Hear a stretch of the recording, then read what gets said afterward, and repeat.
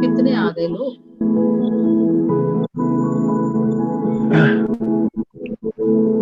कितने? 5? वो मुझे पता है, मैंने सबको वेलकम कर दिया। अच्छा चलो ना, वो देख रहे हैं। 2 मिनट रुक जाओ,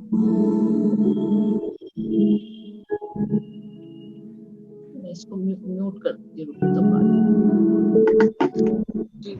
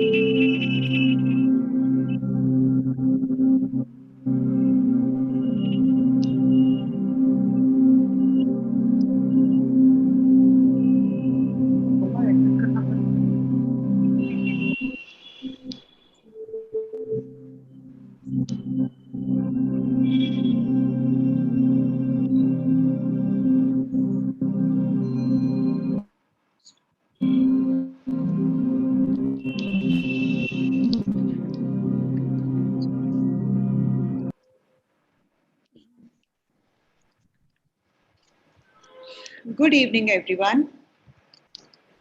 A very warm welcome to the participants of this international webinar on COVID-19, a new paradigm shift in pedagogical practices.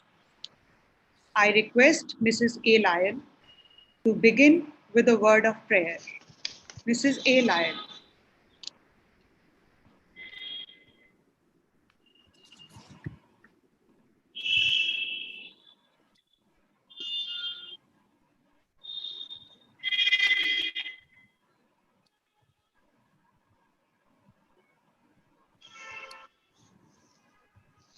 Dear Heavenly Father, let us bow our heads in prayer.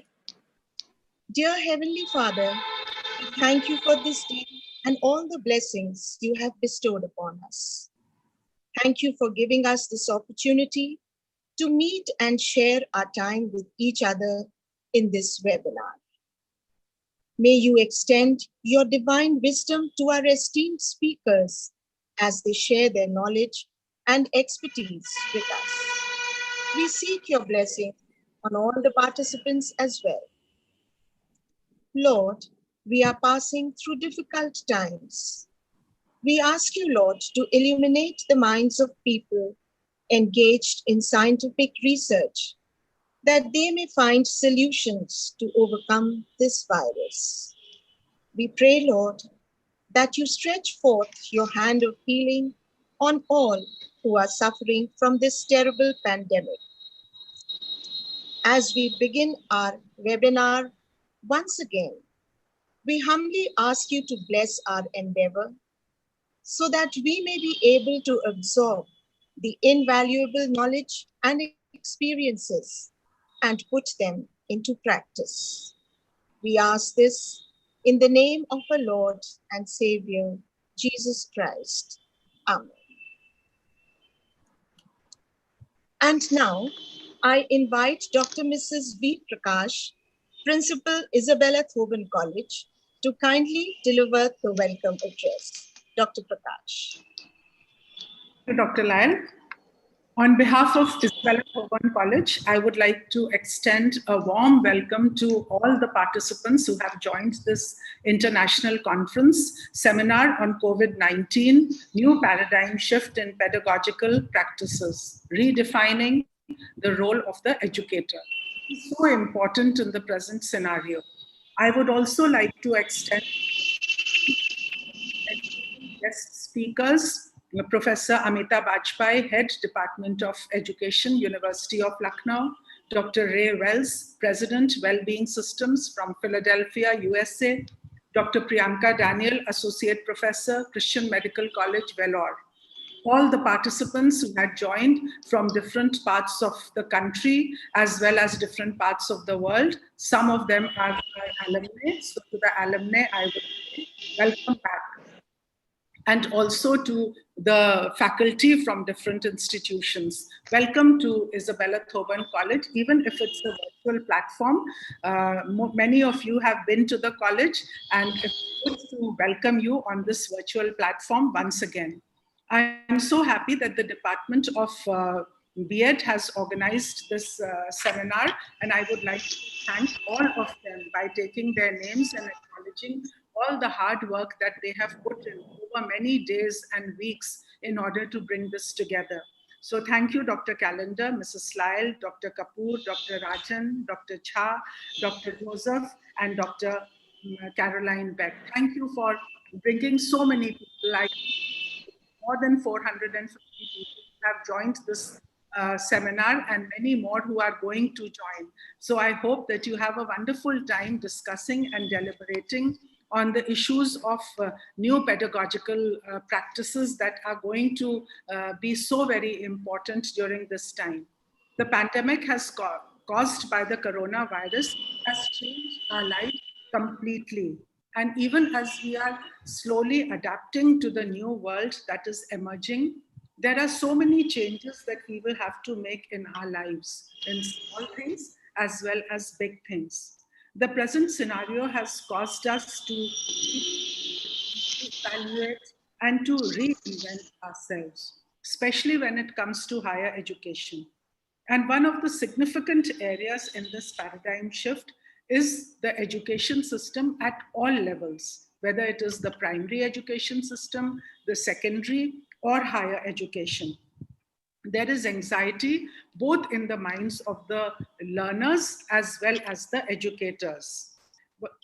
Not only are the students struggling, but the teachers are also struggling to adapt to the new methodology, which is different. Though this kind of methodology has been in practice for quite some time, but there are so many of us who have not quite become used to the new methodology.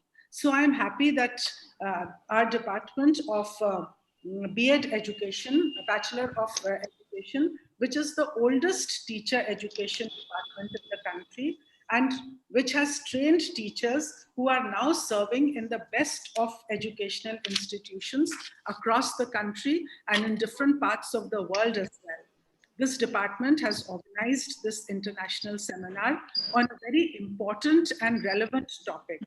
I'm sure the expert opinions of our resource persons, the deliberations that follow, and the question and answer interactive sessions, the questions that you might have, which you would like to ask of them, is going to be very, very helpful in reinventing practices in teaching and learning and new methodologies, new pedagogy.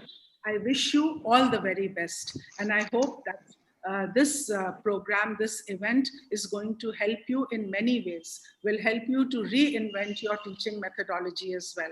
So all the best, and once again, congratulations to the Department of Bachelor of Education for having organized this. Please go ahead. Thank you very much. Thank you very much, Dr. Prakash. May I now request Dr. Mrs. S. Callender, Head of the B.Ed Department, IT College, to please introduce the theme of the webinar. Over to Mrs. Callender. Thank you, Mrs. Lyall. I take this opportunity to welcome all of you once again.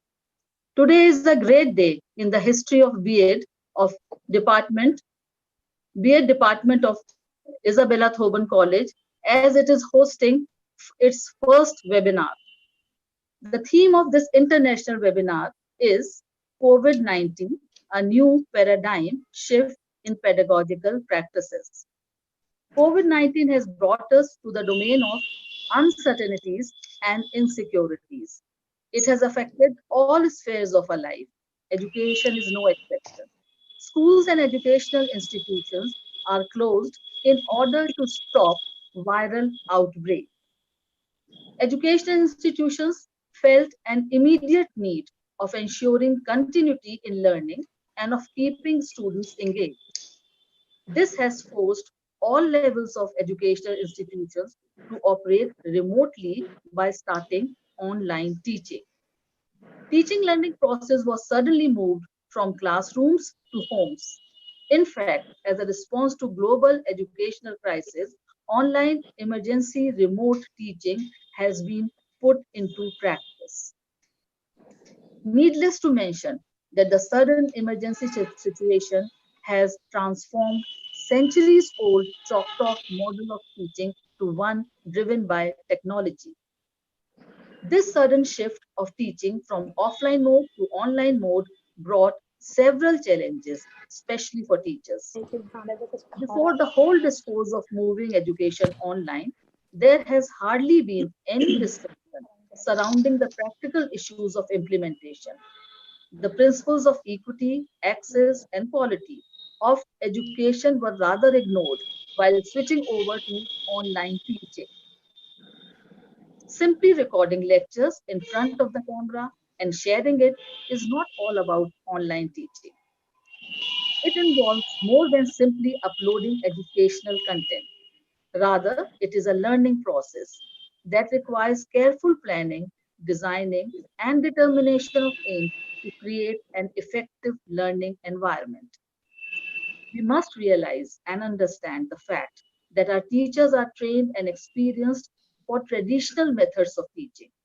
When faced with the emergent situation, several teachers were not confident in switching over to online mode of teaching. Teachers found it difficult to convert offline course into online, which requires additional efforts, skills, and IT infrastructure. Most of the teachers had no clarity what tools and technologies to use. Preparing e-content is a big challenge for teachers. Any online course or teaching needs content preparation and modern technology to connect the content with the students. Therefore, besides preparing the content, teacher faced another challenge of how to communicate it to students. There are multiple communication modes available, like creating email groups, using web-based live video conferencing platforms, and also teaching webs like Moodle, Google Classroom, etc. But the question is, how far our teachers are aware and equipped to use them? Another concern for teachers is how to engage students and keep an eye on their progress from a distant place. Not all students have devices or even internet connections. Education should be planned keeping in mind this digital divide. Online learning also presents challenges of keeping students active during teaching learning process. Lack of human connect, absence of opportunities of collaborative learning, lack of opportunities for hands-on learning in subjects like science and maths are other challenges. Issues of mentorship quality, effectiveness, and relevance, while teaching through online mode are also challenges faced by teachers. In the wake of digitalization of education, a clear shift in pedagogical practices can be seen, which requires teachers with added skills and competencies to stay relevant and effective in the present context. Therefore, the role of teachers need to be redefined. In this situation of remote teaching learning process, where teachers and students are not face to face in one room, collectively handling misconception and gaps in learning, shift in pedagogical practices are required. Addressing the needs and problems of online students require a new type of a teacher with new skills and competencies. A complete redefining of teachers' role is required in times to come. In this context, the webinar entitled COVID-19, a new paradigm shift in pedagogical practices was conceived and conceptualized. We have with us Professor Amita Bajpai, who will deal with the main theme and will help us understand educational system in the present context. How COVID-19 has brought paradigm shift in pedagogical practices. We have with us Dr. Ray Wells from Philadelphia, USA, who will take up the theme of first session, that is redefining the role of teachers in the context of COVID-19. And finally, our next resource person, Dr. Priyanka Daniel, will apprise us with the concept of emergency remote teaching and how online tools or online teaching tools can be made more effective. Now, taking no more time, with this, I request Mrs. Lyall to please introduce Professor Bajpai and invite her to present the keynote address. Over to Dr. Lyall. It's an honor to introduce to you Dr. Mrs. Amita Bajpai, who shall deliver the keynote address for this webinar. Dr. Bajpai is professor in the Faculty of Education, University of Lucknow. She has a wide experience of over 30 years of teaching, during which she has proved herself as an academician par excellence. She has also held the office of both head and dean of the Faculty of Education and always conducted herself with poise and dignity, no matter what the challenge. Dr. Bajpai's area of specialization is educational psychology and inclusive education, a field very relevant in the present times. Dr. Bajpai has held some very important academic as well as administrative responsibilities in the university, which she very responsibly and gracefully discharged. She has to her credit a book published as editor entitled Learning Disabilities Uncover the Myths. Besides this, many of her articles and chapters have found their way in books and greatly appreciated by the teaching fraternity. Passionate dedication to the field of education has led her to contribute greatly to it. She has presented and published several papers in both national and international journals. It will not be out of place to mention here that she is also member of several academic bodies. If time had not been a constraint, I could go on with Dr. Bajpayi's achievements. But at this juncture, I would like to conclude and now invite Dr. Mrs. Amita Bajpayi to kindly take over. Thank you, Dr. Lyall. Dr. Bajpayi. Thank you, Dr. Lyall. A very good morning to Dr. Ray Wales, one of the eminent speaker from US, and a very good evening to Dr. Priyanka Daniel, the principal, Madam Prakash, head of the B.Ed department, Dr. Callender, all the faculty members, and dear participants. Before I opine my views, I would like to thank the organizers of this webinar who have given me this opportunity to share my views on this very important and very relevant topic on this wonderful platform. The topic selected for this webinar is very relevant, as Madam Callender has said. As we all know, that since March 2020, almost 190 countries of the world have announced the closure of their educational institutions, including the playgroup, kindergarten, primary, secondary, higher, technical, vocational institutions, even universities are closed. As per the data provided by UNESCO, around 1.58 billion learners are away from the schools. And this makes almost 90% of the learners who are enrolled worldwide. This is very unprecedented situation in the history of education. This closure has has also affected millions of teachers who are trying to ensure online teaching, who are trying to connect to their students to complete the remaining syllabus through online courses, through online teaching, with the help of whatever resources available to them. Yes, we can call it emergency remote learning. But this remote learning is going to stay even after this emergency period. This COVID-19 has brought about a paradigm shift in the goals of education, especially the role of teachers should be redefined, and the goals of education, the process of education is to be looked after.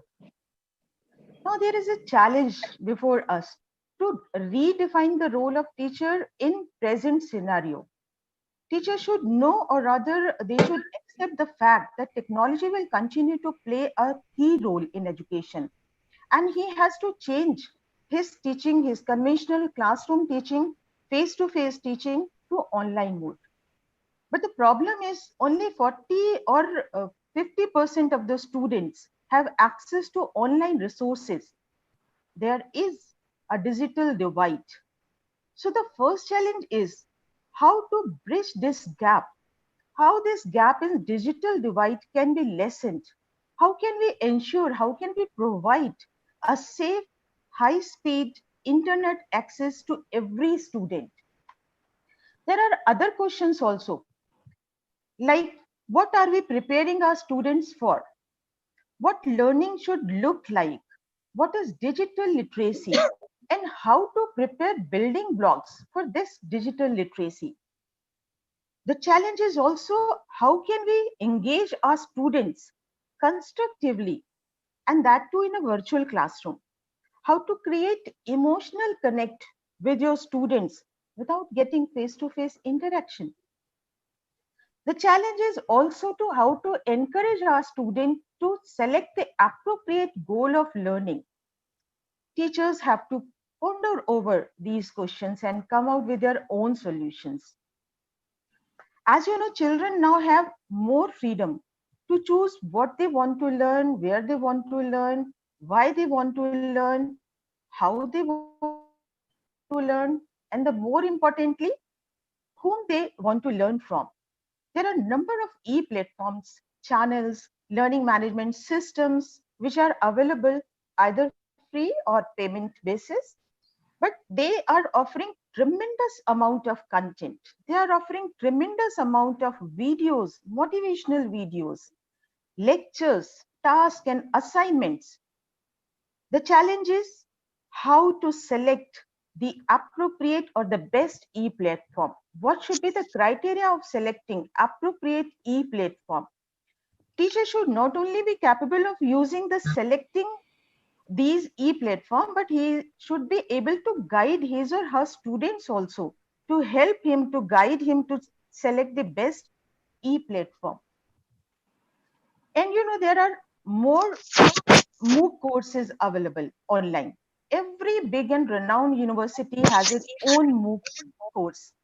You can learn from Oxford professors, you can learn from MIT professors, you can learn from Stanford professors, IIT and IIM professors, you can learn from Harvard Open Schools. Education is becoming borderless. And the challenge is to develop a global model of education which is accepted to all. The challenge is to develop courses which have global demand. And this can be done through curriculum integration. And the challenge is how to actively participate in curriculum integration.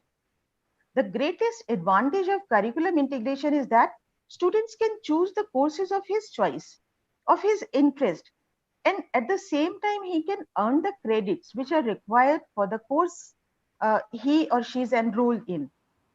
You will be surprised to know that we have many type of MOOCs.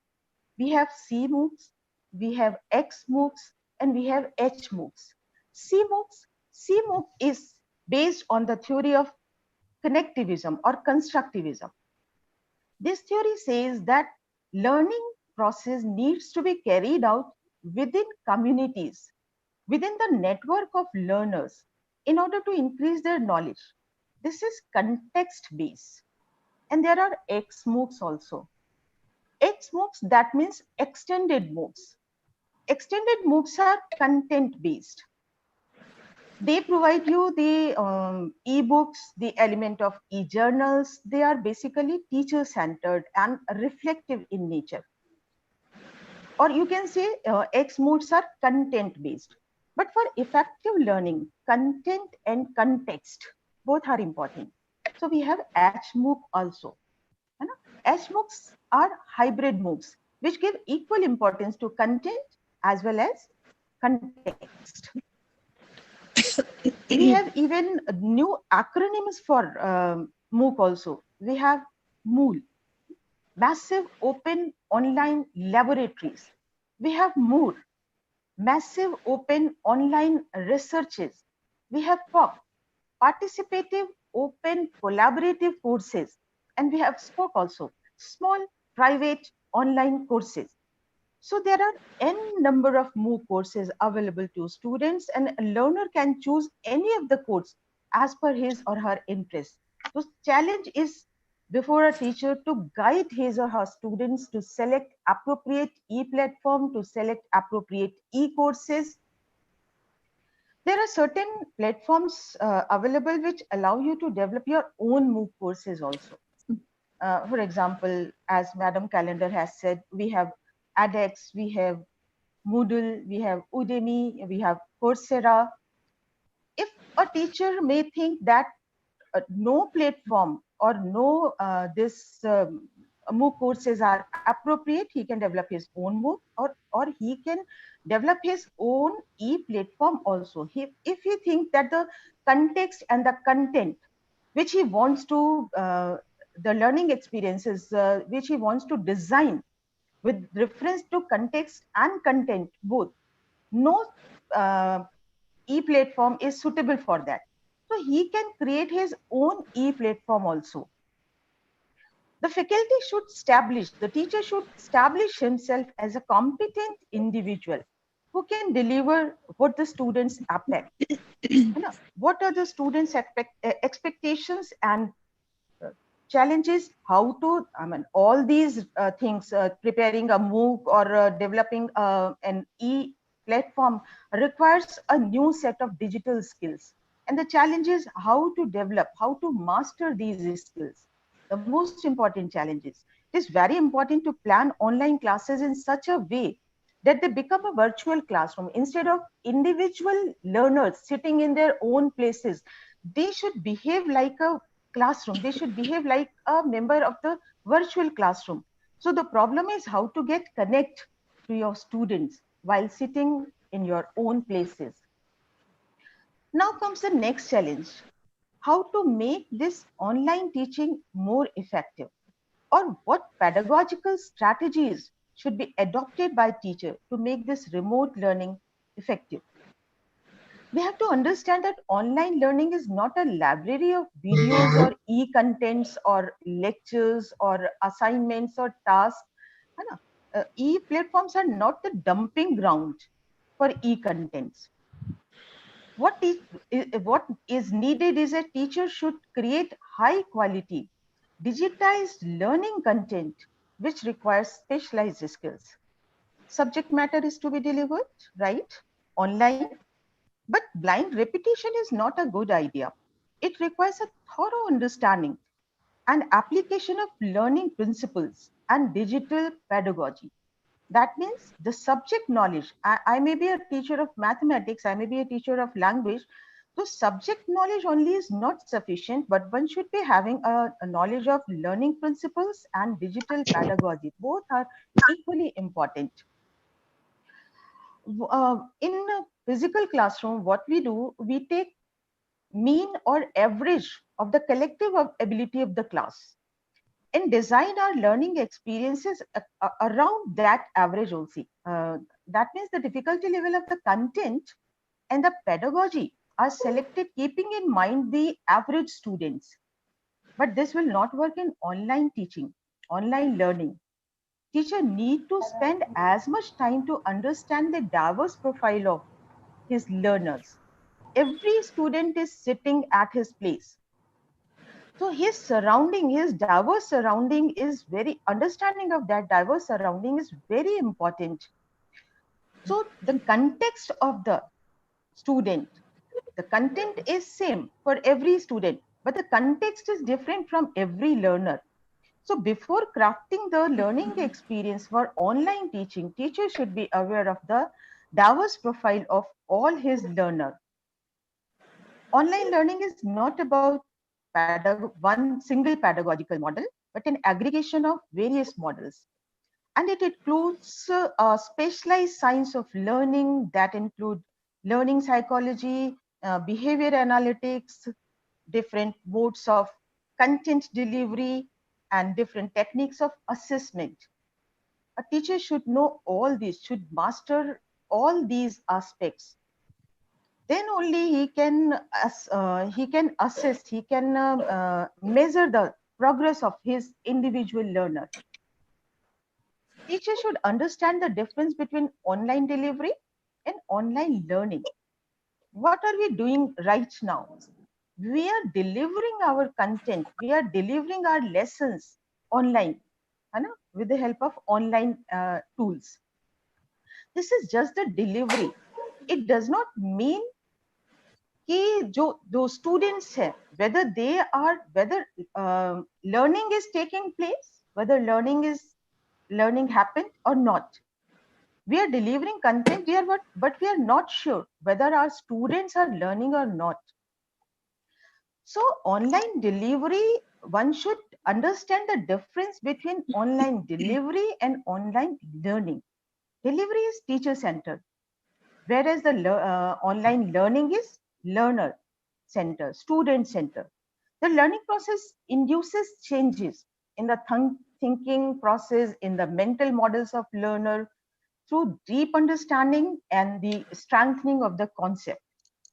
So after each learning experience, your learner is supposed to be able to use this acquired knowledge in practical situations of his life. This should be the essential condition for remote learning. So knowledge of subject and knowledge of pedagogy is not sufficient. They should know the science of learning, how to induce learning in your subjects, in your students, how to motivate them, how to push them to learn. That is more important, and that is very, very much challenging situation. Students are not passive information receiver. They construct their own knowledge. They construct, when they receive any knowledge, any information, they built a network of information with the previous knowledge, and they assimilate and accumulate that knowledge to construct new knowledge. And this assimilation and assimilation and accommodation are very important for knowledge construction. Assimilation you can understand by with the help of example of adding drop to a drop. When you add a water drop to another water drop, you don't find two individual drops, yeah, two separate drops, but you find a bigger new drop. That is similarly when new information is similar to the knowledge already existing, where the new knowledge is similar to the knowledge already existing in your mind, it get accumulated, it get restructured, it get assimilated to get a restructure, get a new cognitive structure. And we can understand the concept of accommodation. When we pour sand in a container which already has some walls, this sand gets settled in between the space. This means sand and walls are of two different nature. They have no connection with them. Similarly, when the new information or when the new knowledge is not connected to the previous knowledge, it is not in sync with the previous knowledge, it gets accommodated. And the student, the learner keep on challenging this new knowledge, this new information, unless and until it gets accumulated, it's get assimilated in the existing structure to give rise a new cognitive structure. This is the basic idea of how people learn. Researchers have shown that active engagement in learning may lead to better understanding, to better retention, and active use of knowledge. So the most suitable pedagogy, according to me, is the constructivist pedagogy for online teaching. So constructivist pedagogy is the most suitable online teaching pedagogy. And if you follow the constructivist pedagogy, you have to focus on certain key features. And these key features are, one should focus on new knowledge construction. New knowledge construction, discovery and invention of knowledge, opportunities for assimilation of ideas should be given. No structured curriculum, that means curriculum should not be structured, pre-planned. Subjective evaluation doesn't mean biased or prejudiced evaluation, it means individualized evaluation. Education should be learner-centered, it should be collaborative, development of creativity. The process should be that teachers should pose problems of relevant and motivate students to question that knowledge, to give their views on that problem.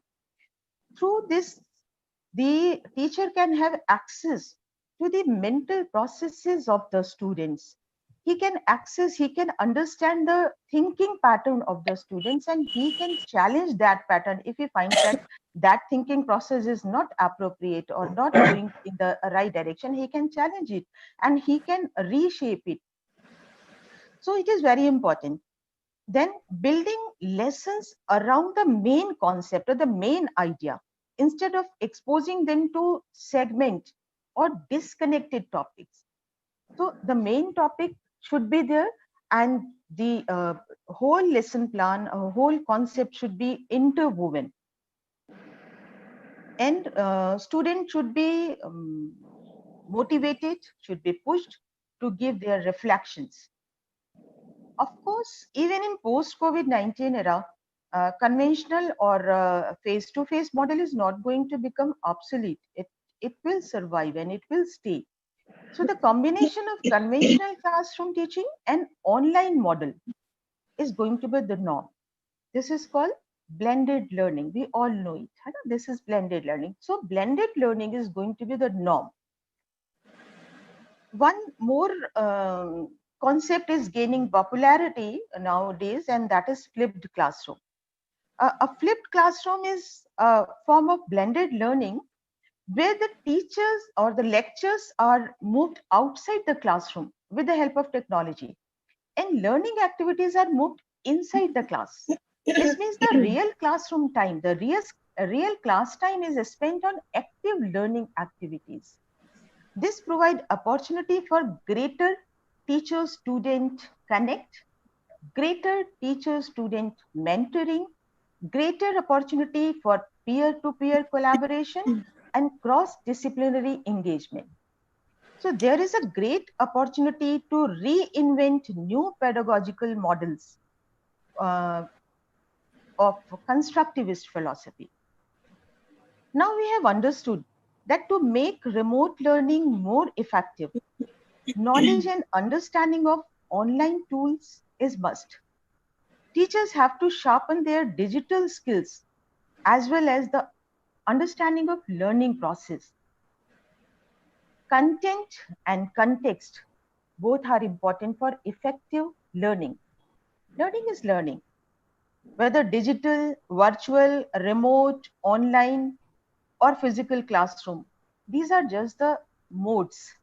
Whatever mode you select, the quality of learning should not be compromised. That is very important.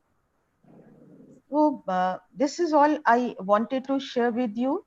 Thank you very much once again for giving me this platform, and I'm sure the next two speakers will elucidate the idea in a more comprehensive manner, because they are going to take two different sub-themes in detail.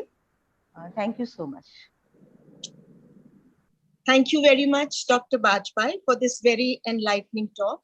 I'm sure all of us have benefited by it. Thank you once again. Now, I request Dr. Beck to please convey few important instructions to the participants. Dr. C. Beck.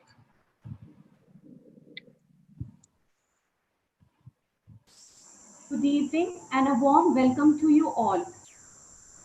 May I please draw the attention of all the participants to certain instructions that we need to follow during the webinar.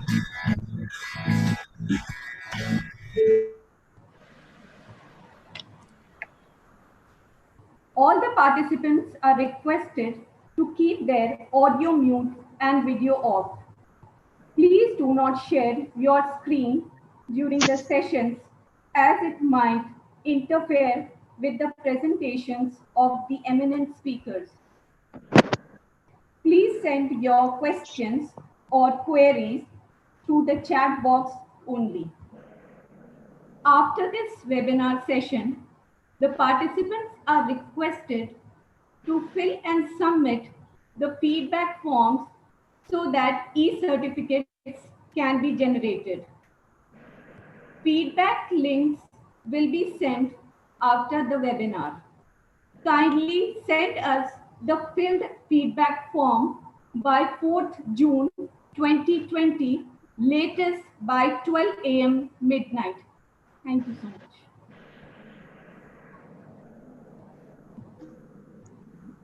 Now is the time to start our sessions of the webinar. I invite Dr. Kapoor to welcome our eminent speaker from United States of America. Dr. Kapoor. We begin our first session now. It is my humble privilege to invite and introduce our first speaker, Dr. Ray Wells. Dr. Ray Wells is based in Philadelphia region, United States of America, and his professional passion and strengths are focused on guiding higher educational institutions and their leaders in transforming the higher educational landscape. Dr. Wells is the president of a consulting firm, Well-Being System, that uses a strengths-based approach in designing leadership, team and organizational development. He is also a certified appreciative inquiry facilitator and trainer. Dr. Wells has been serving in the well-known Famer Institute since its inception in 2001 as the Institute Manager, Leadership Educator, Facilitator, Coach, and Designer of High Engagement Learning Process. Dr. Ray holds a Master's in Student and Adult Development from Bowling Green State University and a PhD in Applied Social Psychology from Temple University. Over the past 30 years, he has been widely recognized for his talent and has assisted with major change initiatives at the Pennsylvania State University, the University of Connecticut, Princeton University, Lehigh University, Drexel University, the Woodrow Wilson National Fellowship Foundation, to name a few. He has also been Dean of Students at the Temple University branch campus. Now I would request Dr. Ray to enlighten us with his repertoire of knowledge and share his rich experiences in redefining the role of educators in this unprecedented situation. Good morning. The first thing I want to do is share my screen and get my slides up. There we go. So I'm honored to be here this morning, your evening.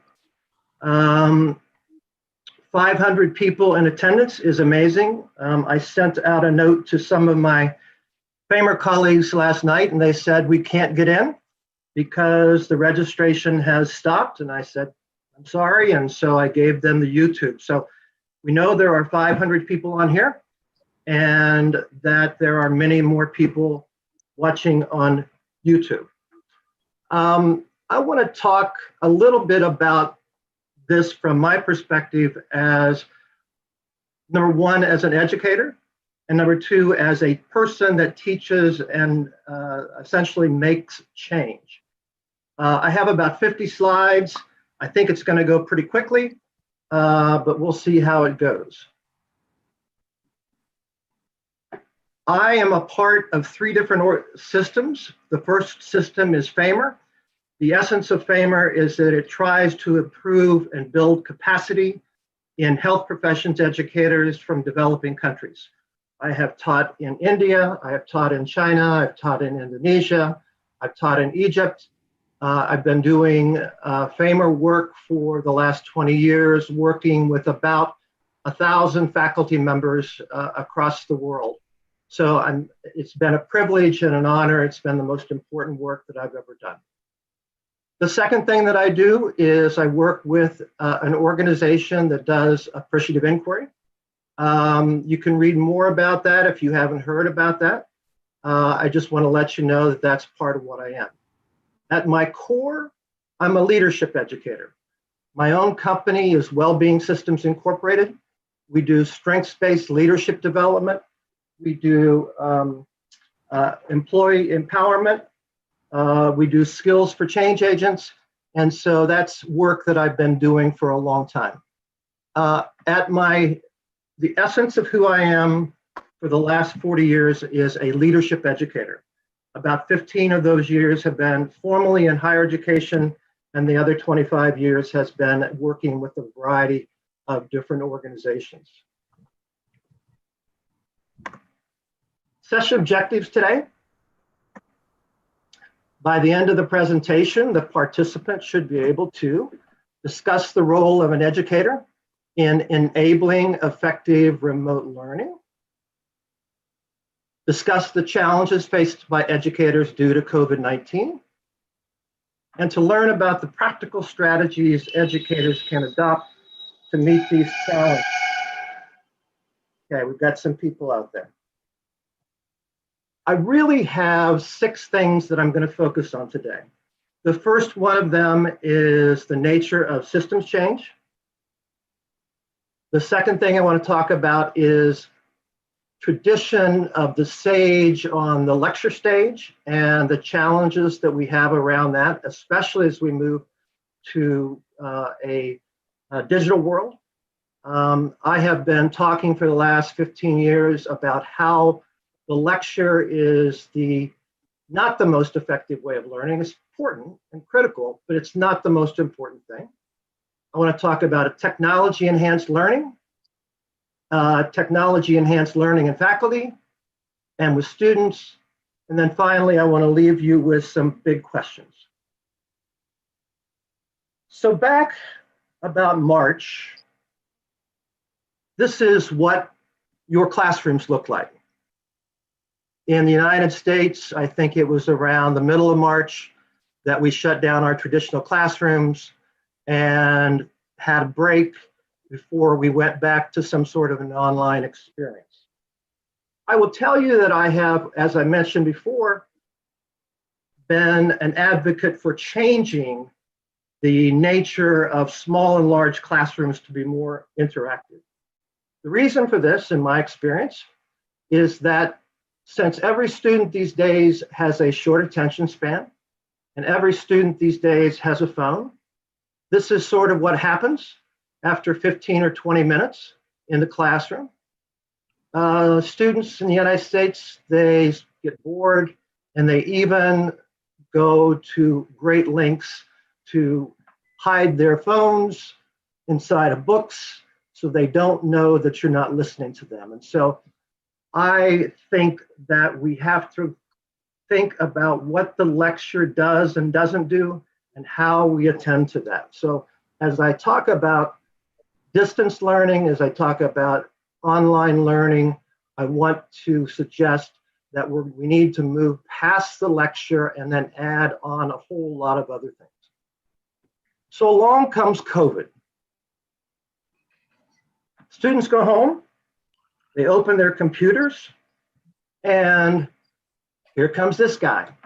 Now the professor is on Zoom, presenting the same content in a 50-minute lecture, expecting students to watch at home. So I want you to think about what happens in your classroom. And I want you to think about, if that happens in your classroom, what is happening with your students that are sitting at home? I can tell you 3 different stories very briefly. We were doing an online webinar for FAMR around the world, and some students from Mexico had just gone online with their learning. And they said they sat through boring 60-minute lectures and it drove them crazy. My son just graduated from the University of Pittsburgh with a degree in industrial engineering. He said everything went online and nothing changed. Excuse me. The professors just put their lectures online and we had to sit there and listen. And he said, I was dying. My colleague Rashmi Vyas, who helped me with this particular presentation, said even this summer, she has 3-hour classes twice a week where she's going to sit and listen to professors online live. This all has to be rethought and reshaped, and I want to share a little bit about my own thoughts about this. So how much must this paradigm shift? We don't know. The reality is that no one knows what the post-COVID world will look like. We may be in a COVID world for a very long time. The United States has 106,000 deaths. The protests and riots that are going on in our country will elevate that even more. It may be impossible to eradicate this until a widespread vaccine comes about. Then the knowledge base and the reshaped economy may require that we teach completely different things. So we don't know what the new world will be. The only thing we can do is give it a shot and try. So what's next? I believe that we need to do system-wide planning and training, teaching, and learning. I never have liked the word training when it comes to higher education. It always suggested to me that we were giving people exact knowledge, and I don't think we do that. We help students learn, our teachers teach, and so I actually prefer the word learning over the other two options. One of the most popular books in the United States for in-classroom learning is this book called Student Engagement Techniques. It's by Elizabeth Barkley, and it is about how we get students fully engaged in the classroom. So the question I would have is, how do we make this happen in the remote learning world? I think that's the real challenge. We all are going to have to individually change. That will be different for everyone. If we all, as educators, make some changes, we will have some collective change. Collective behavioral change, collective change in the way we teach, collective change in the way we look at our students, et cetera, et cetera. This will all lead to some sort of system change. And I want to talk more about the processes that go into that. My role is as an educator, but also my role is historically for the last 25 years as a change agent and consultant. Here's the classic higher education system. Leadership at the top, some people call it administration, faculty, students. For those of you in private institutions, parents are a very important stakeholder. You have services, you have student support systems. One of the things that I want you to think about as you watch this presentation is I want you to think about your system. What all needs to happen in your system? And your system includes all of these elements and other elements as well. And when you begin to make change, you are going to need to think about including all of the stakeholders in your system. That means not just leadership, not just faculty, but students, perhaps parents, perhaps student advisors, perhaps the tech people. All of these people have to be involved in affecting the changes that you need to make in higher education. So this is the classic system that we have been living with for the last number of years. Then along comes COVID. So what happens now? It stopped us in our tracks. Schools closed down immediately. Professors were confused. Administrators were confused. Students were confused. The world was confused about what do we do at this point. Back in the 1990s, I learned this model called the 4 rooms of change model. Prior to March of 2020, most of us were in a world of contentment. Life was fine. Things were normal. Our students were happy. They were paying their tuition. They were getting taught, and then boom, COVID comes along. Now, what people ideally like to think is that we can move from contentment to, let me see if I can get my pointer here, that we can move from, there we go, Trying to get my pen to work here. There we go. I'm just not doing it long enough. We can move from contentment to renewal. The reality is that it's not that easy. Many people in your system went through denial. We don't have, this will go away. Our president, Donald Trump, is one of those people. This will go away. Not a problem. We'll just get through this. Everything will return back to normal in the fall. Well, we've been around this long enough to know that that's not going to be the case. There were some early adopters that said, I know what to do with this. I've been teaching online. I've been teaching problem-based learning. I've been teaching team-based learning. I'm using the flipped classroom, et cetera, et cetera. I can just go ahead and change my world, and I will be effective as a teacher. Many other people in the system, those stayed here. And as they emerge from denial, there's a whole bunch of people in higher education, and I suspect many of you are part of them, that are just confused. What's going to happen? How long is COVID going to stay around? How long do we have to teach online? Could we be teaching online for the next 5 years, 10 years? How long is that going to be? We don't know what the future holds. Probably the future holds all of the things. We will have live classrooms again. But in some parts of India, many parts of the United States, we are not ready to go back into a classroom. I am supposed to go to China to teach in a couple of months. I found out last night they will not have me. I'm supposed to go to China again in November. I found out last night that they probably will not be able to have me. So they're going online with their program. We do not know how these systems are going to change.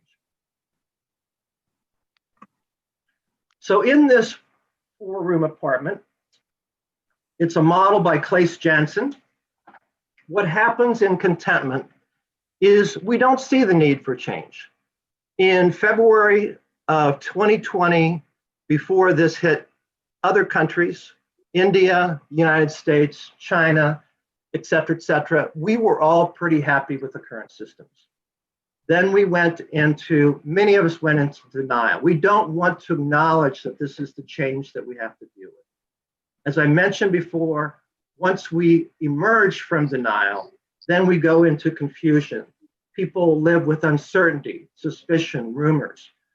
Will students come back to the classroom? We don't know. Can we teach summer school? We don't know.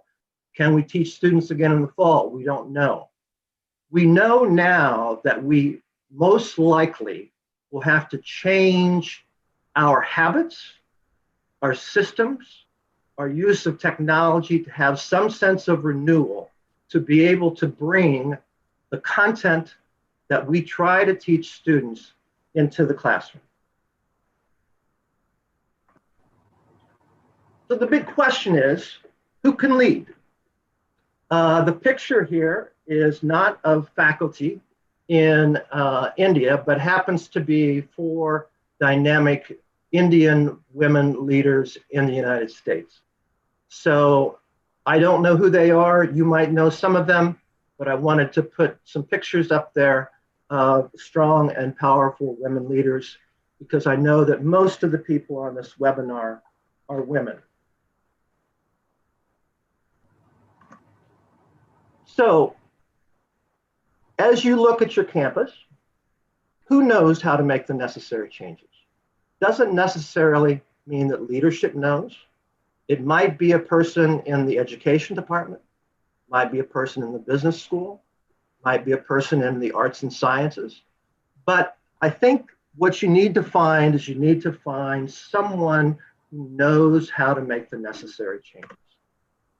You also need to find someone who can help everyone come along with them. Some people are wizards at technology, wizards at helping us moving online, but they may not be able to lead and motivate and excite people to make change. And so you need to find those kinds of people. And finally, you need to find out who can gain the support of the larger institution.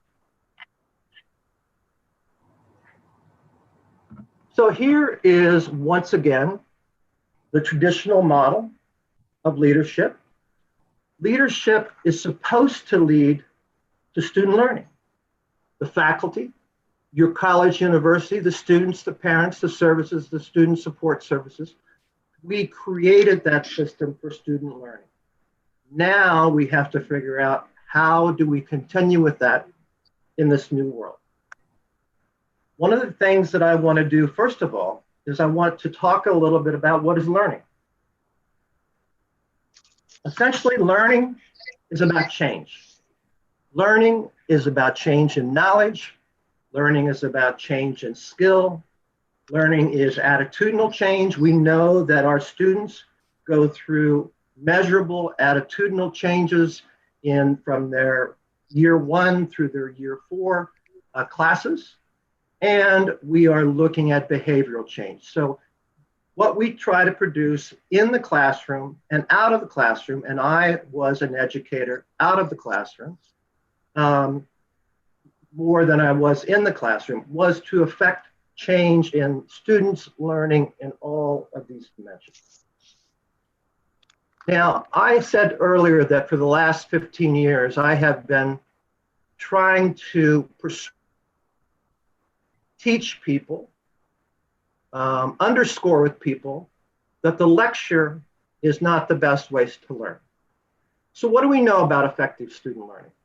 This is a study by Carl Wieman. And by the way, I want to tell you that I will send all of these slides so that you don't have to take notes today.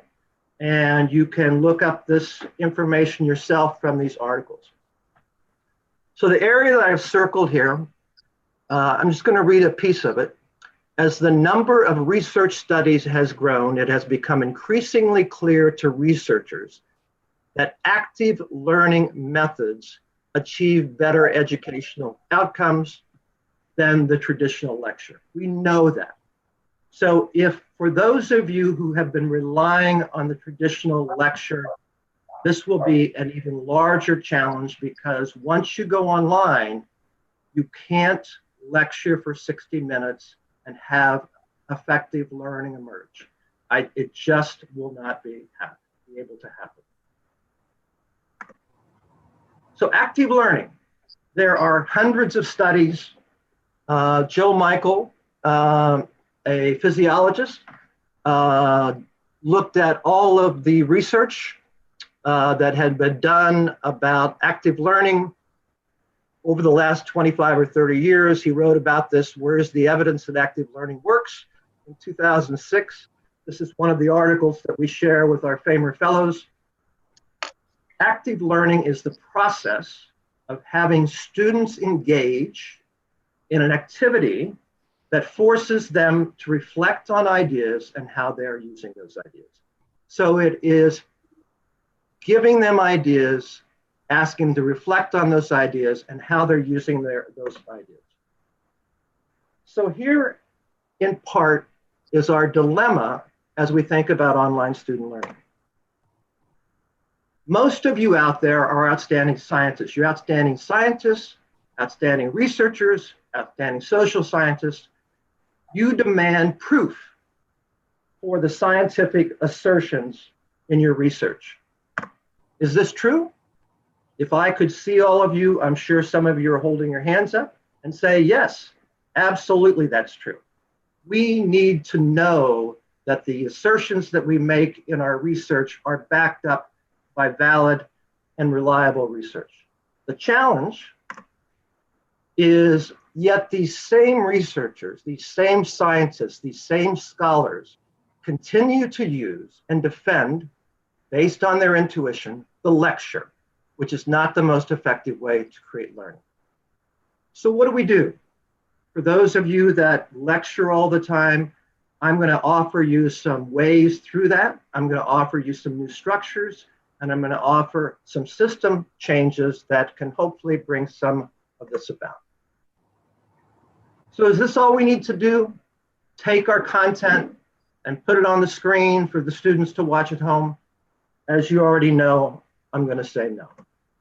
So let's talk about the traditional role that faculty have played in the classroom. We have talked about the sage on the stage for a very long time. The person that stands up in front of the classroom and is dynamic as a teacher. They're very demonstrative, they teach well, they engage students, and they command control of the classroom. Well, reality is, as I mentioned before, as soon as a student is bored, they will pull out their phone. They will start to cheat on you in the classroom. They will walk out if it's a large classroom. They will sleep. They will do whatever. I have heard this again and again. I have taught nearly 1,000 FAMR fellows over the years, and they all say the same thing. After a certain time in the lecture, the sage on the stage loses control and loses interest. So what are the options? Whoa. Here, we have used the sage on the stage forever. And has it worked? Well, we've got these two people here that are having a little sidebar chat. We have a sleeper here. We have another sleeper over here. These people might be studying the text, but they might be reading something else. This person is more occupied with the woman sitting next to him. What else? I'd say this is the classic sign of being bored. For 1,000 years, we believe that this is good teaching. And I want to persuade you that that assumption needs to die. So I want to offer a bit of a different model. I want to offer for you a new look at a system of technology-enhanced learning. I still have leadership, I still have faculty, and I still have student support systems. But what I want to encourage you to do is to put together a change team at your institution.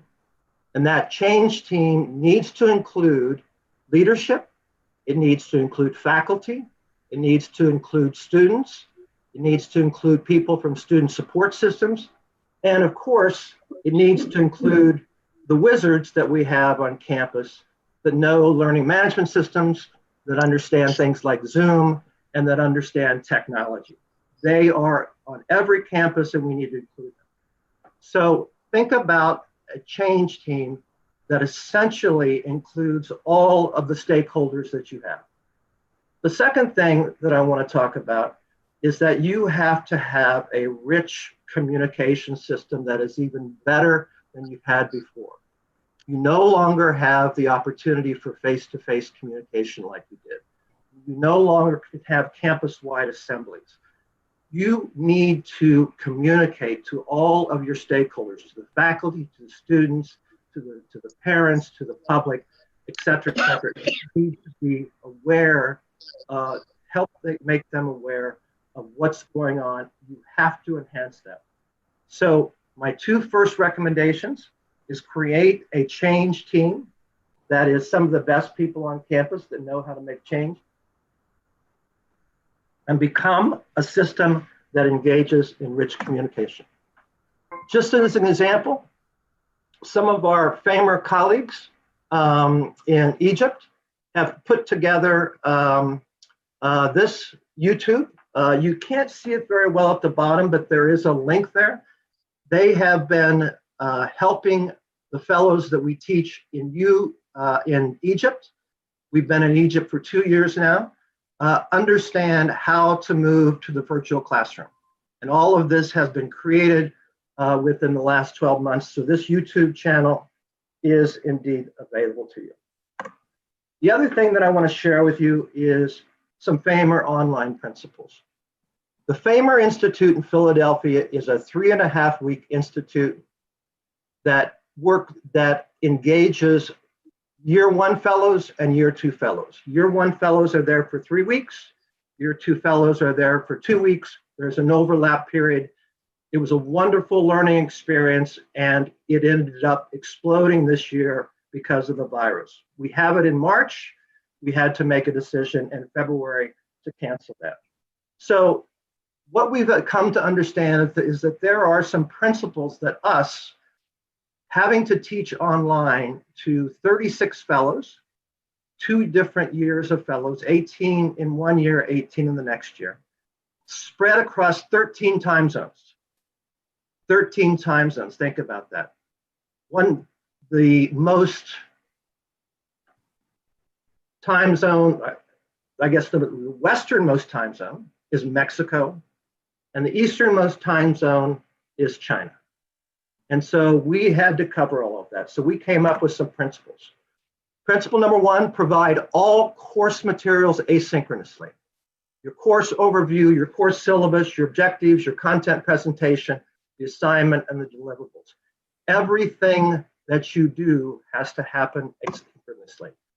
All course lectures, presentations, reduce them to 12 to 18 minutes in length, record them in advance so students can watch them again and again. I read a gentleman yesterday that said all of his lectures are 4 to 10 minutes. He chunks it into 4 and 10 minutes, and then he does something. You have to think what's right for you. But this is in general what we've decided to do. Finally, everything should be downloadable. Everything should be downloadable.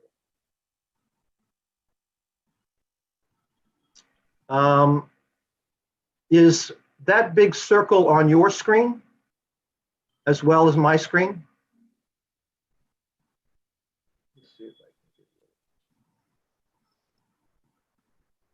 I will leave that there and move on. When you're offering synchronous or live sessions, we do that to build a sense of community among the class and the teams. I'm going to talk more about that. Otherwise, we can deliver all content asynchronously. We only need to do live sessions when we want students to talk with us or with each other. Everything else we can do asynchronously. There may need to be alternative plans for delivering the curriculum to address variability in internet and electricity.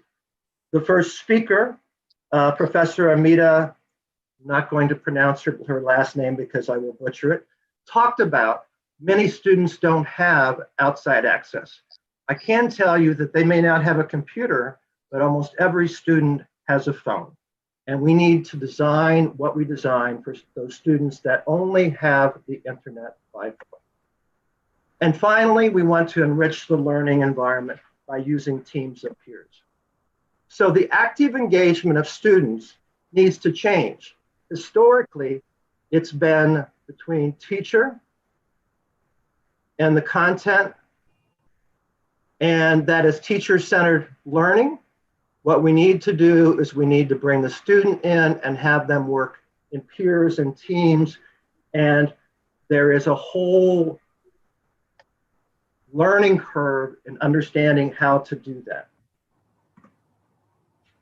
So this is an example of how one might use a very typical learning management system. I suspect some of you use Moodle. And so we're going to talk about how that might be. Moodle is your online classroom. You communicate to students a reading assignment on Moodle, the learning objective on Moodle. You do a lecture, you deliver content in 12 to 18-minute chunks, recorded and posted online to Moodle.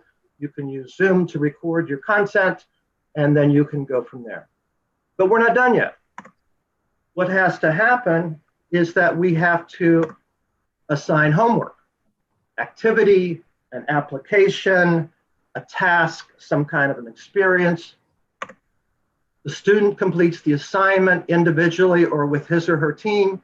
I know that WhatsApp is pretty pervasive in India. Students can meet on WhatsApp, they can work on the assignment, and then they can complete it as a team, and then they record the output of that assignment in Moodle by the assignment deadline. That is a fairly standard, fairly typical online learning modality. So let's talk about what has to happen now with the campus system.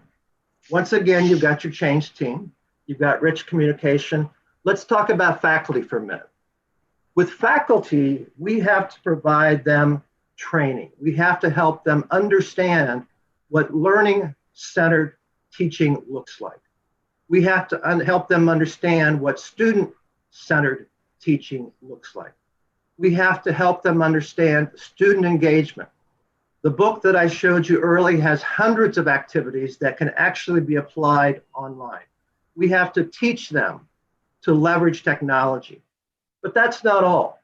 The faculty role will change. For anyone that's taught online, you know that basically your job becomes a 24/7 job, because students will call you, students will email you, students want to find you, your office hours are going to need to expand.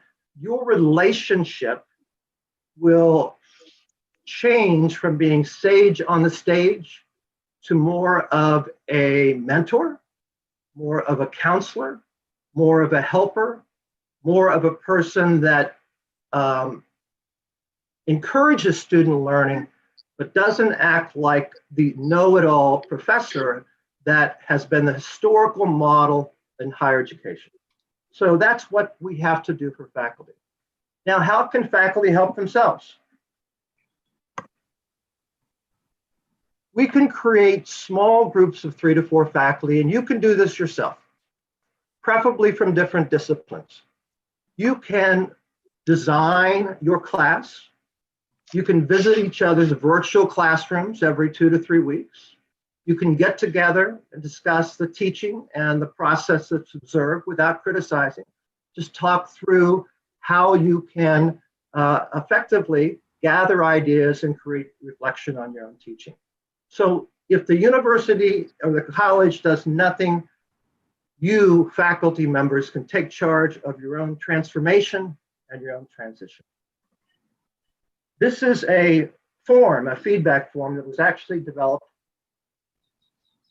for in-classroom teaching. I will share this with you when I send the PowerPoint slides. I'm going to send them 6 up.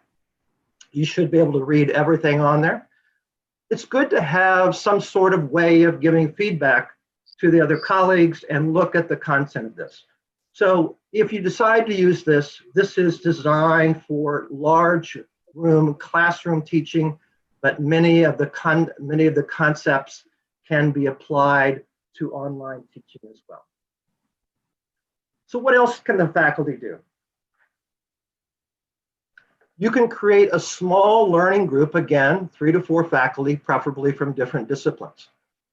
There is a teaching professor conference in the United States that's been going on for about the last 10 years. It's put on by the Magna organization. You can see here that you can download actually the proceedings from the 2019 Teaching Professor Conference.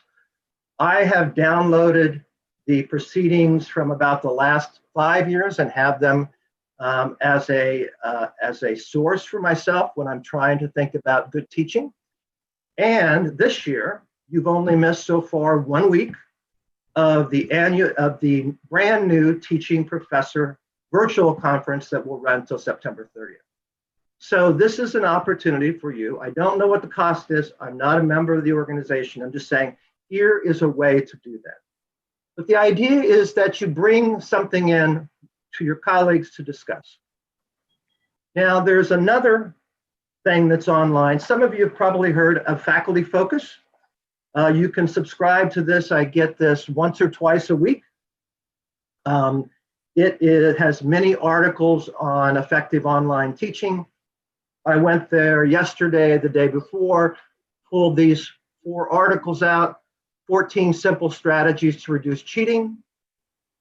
This article was actually written right after the COVID transition, a reflection on the sudden transition, ideas to make your synchronous online classes more fun, identifying and supporting struggling students online, and 5 ways to promote student autonomy in online discussions. I figured that was enough to get you started. You can go to Faculty Focus and you can search on those articles. So now let's look at how we can enhance student-centered learning. Students also need to be taught how to learn online. I've been teaching in China for 7 years. China is not the classic place for student-centered learning. There is a medical college in southern China called Shantou University Medical College, where I have some colleagues that I teach with all the time. When their students come in at the beginning of the semester, they go through a series of workshops about how to learn interactively. I remember when I first started teaching at Temple University, I created a student leadership course. I taught a student success course. I brought students into the classroom. I put them in a semicircle. They did not know how to react to my interactive teaching. It was a mystery to them. It took them about 3 weeks to begin to understand that in every session, you're going to work in small groups. In every session, you're going to talk. In every session, you're going to share your thinking. You need to teach your students how to learn online, not just your faculty, but your students. Your students are also going to need more social and emotional support. They are home by themselves. They may not have colleagues right around them. They may be quarantined because of the COVID-19. We don't know what's going to happen. They are going to need increased social and emotional support. Then you've got to think about the vulnerable group of students that you have. Those that are low income, first time to college, first generated college. Those that are learning challenged, those that don't have learning access. We also have to think about how do we provide support systems for them. So your change team, they have to think about all of that. They have to think about how are we going to do this? How are we going to pull our student support systems in? How are we going to engage our technology wizards to take care of all of these students? So that has to be part of your planning. I have been a leadership educator since I was 25 years old, and I'm now 65. I hope all of you are thinking, that guy doesn't look 65, but he does. This is an article that was written in 2016 by a colleague of mine at the University of Southern Maine. His name is Dan Jenkins, and he's written a couple of articles, one about teaching leadership in the classroom, and this was an exploratory study of instructional and assessment strategy use for teaching online.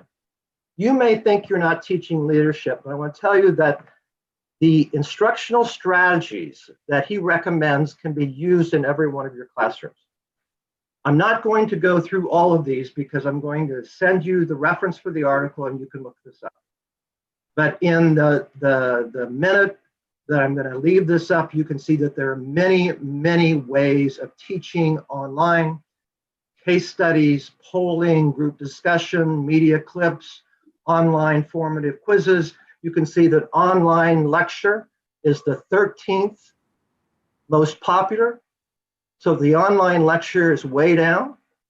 Problem-based learning, scavenger hunts, et cetera, et cetera, et cetera. All of these can be applied in the classroom, and many of them are described in the Student Engagement Strategies book that I showed you earlier.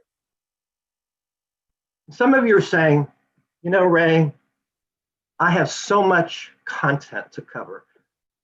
University requires me to cover this material and this material and this material. If I do all of these activities, how will I cover all the material? You can't. You can't cover all of the material. There is so much knowledge explosion. I want to tell you my vision for you as a teacher. Our challenge as online teacher is to create rich online learning environments for students that have mostly been passive learners, and gradually, but intentionally. And this is not going to happen overnight. This might happen over the span of 4 years. So many of our students come into their freshman year having been taught rotely, memorization, et cetera, et cetera.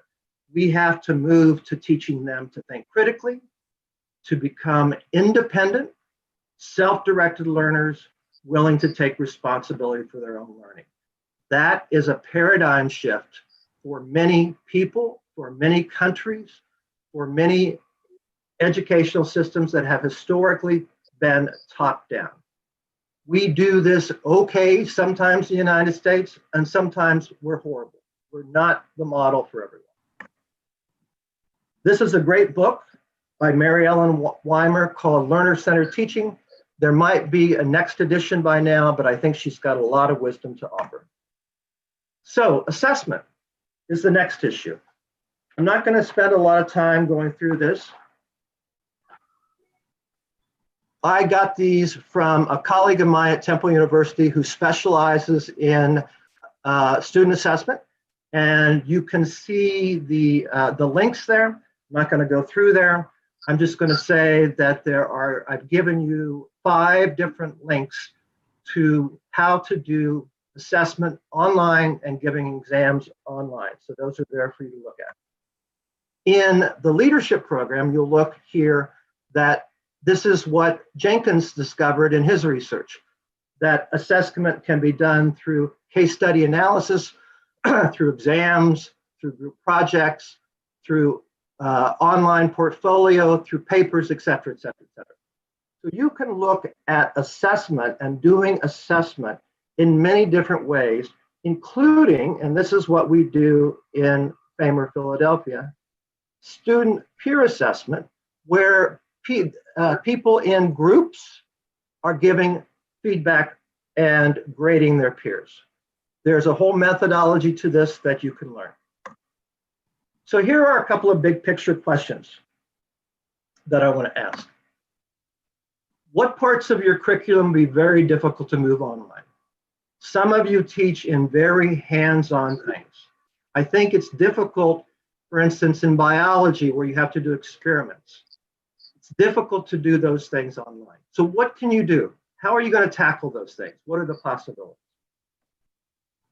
The other thing that I think about, we have no idea what this post-COVID world is going to look like. We have no idea what kind of content we have to have. Some of it will obviously be the same. If you are talking about history, history is history is history. But if you're talking about business, if you're talking about the sciences, all of that may need to change. Curriculum may need to change. Teaching design may need to change. We just simply do not know. So in your departments, in your change team, please have some conversations about what you need to think about in changing curriculum.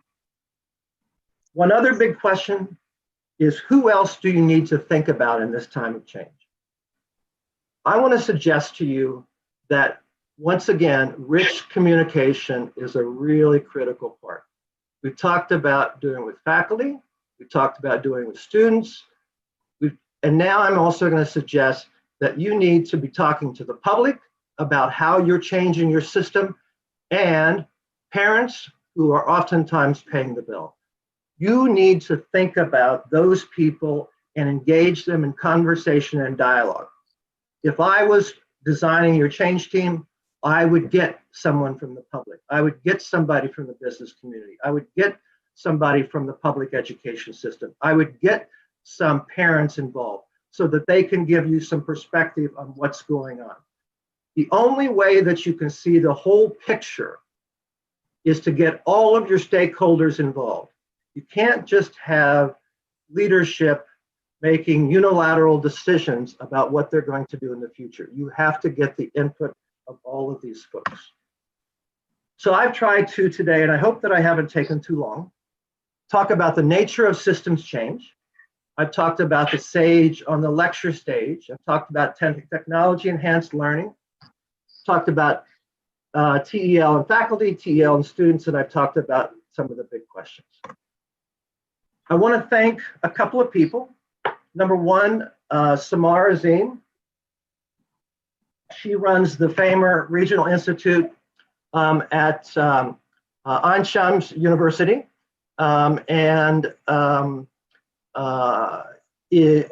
developed this website that I talked about with all of the resources on YouTube. I'm glad that I'm not sharing this with people in China, because China can't get YouTube anymore. and Rajan Diaz, formerly with Christian Medical College. Some of you might know her. I know there are some Famer fellows in the crowd today for consulting with me on this presentation. They were enormously helpful in getting me up to speed. So this is some time for questions, and I will turn it over to the facilitators, and we're open for questions as much time as we have. And so I will turn it over to you folks to ask questions. Sure. We extend our heartfelt gratitude to Dr. Wells for this very informative and enriching session, which he conducted in such an effective, interesting, illustrative, and lucid manner. He has indeed given us a food for thought. I can see that our participants have many queries, and I request Dr. Joseph to moderate the question answer session. I will do my best. I will do my best. This is a whole new world, okay? Yeah, thank you very much. Thank you very much, Dr. A. We have motivated our participants to think, and there's so many questions, but I'm just going to take few on behalf of them, which are being repeated again and again. And out of your wonderful presentation, some of them want to ask you that what would be the role of educator, the major role of educator in educating future generations, as technology will definitely stay there. So the major role of educator, what do you think about this? I think the major role in an educator is to make students self-directed learners, to excite them about learning so that they can take responsibility for their future learning. We want to make students into lifelong learners. And if we teach them rotely, and I have taught fellows in a lot of countries that teach their students rotely, they do not know how to critically think. They do not know how to continue lifelong education after they graduate from school. So that would be the number one thing, is help your students learn to become self-directed learners. Thank you very much, Dr. Wells. The second question is, just a minute. Yes, I will go through the chat box. Is in growing digitalization of education, what are the most important skills needed to be imbibed in a teacher to play his role effectively as a facilitator? I say what? Just the major role of, major skills which should be there in teacher to play his role effectively as a facilitator. Yes. I actually have written a paper about the role of facilitators. Yes. However, it's in a large classroom. I will share it with you. I thought about putting it in here. I haven't transitioned it, but there are some keys. I think my experience with teachers is that the hardest thing that they have to do is give up control. Right. Because teachers like to be in control. Yes. And when you put students into an online environment and you turn them loose into groups, you feel like you've lost control. Zoom, for instance, has a technology where you can put students in groups and then you can bring them back. So you can take back control. In large classrooms, it's not quite so easy.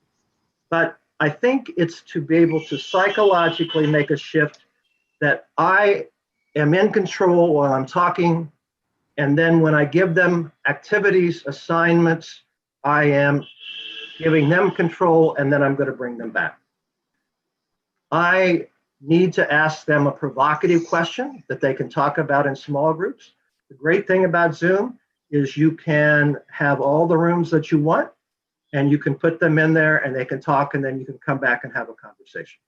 So I will share the paper I've written about facilitation, and hopefully that will help people. Yes. One more question which our participants are just asking again and again is that as the teacher shifts to online learning, how the role of educator will change in managing online classes, making them more engaging, interesting, and motivating, because the biggest challenge is that the teacher and students are not face to face. So what do you feel that a teacher could manage his class? Well, I think that what you have to do in the beginning is, again, teach students how to learn online.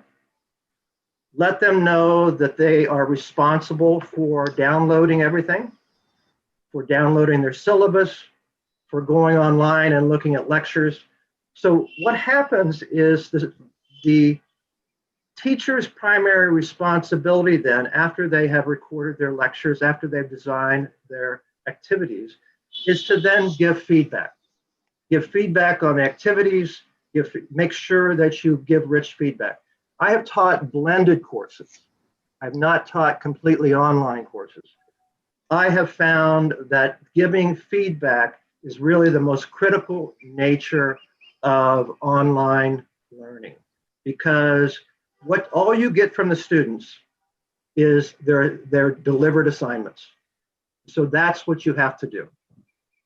Thank you very much, Dr. Wells. One last question I would ask you is, depending on the use of technology, the people want to know, the participants want to know that the use of technology increases in education day by day, but most of the teachers are not prepared to adopt technological changes in this scenario. So how the educators will meet the required technological Well, I mentioned this earlier. needs?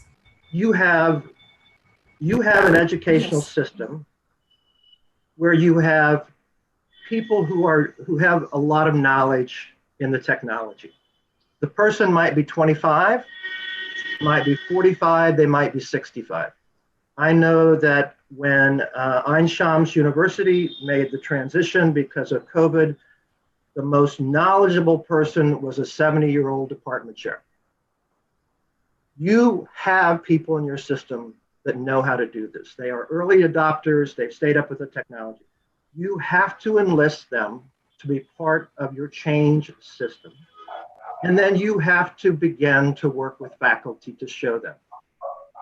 It might be as simple as how to download Zoom. It might be as simple as how to create a Zoom video.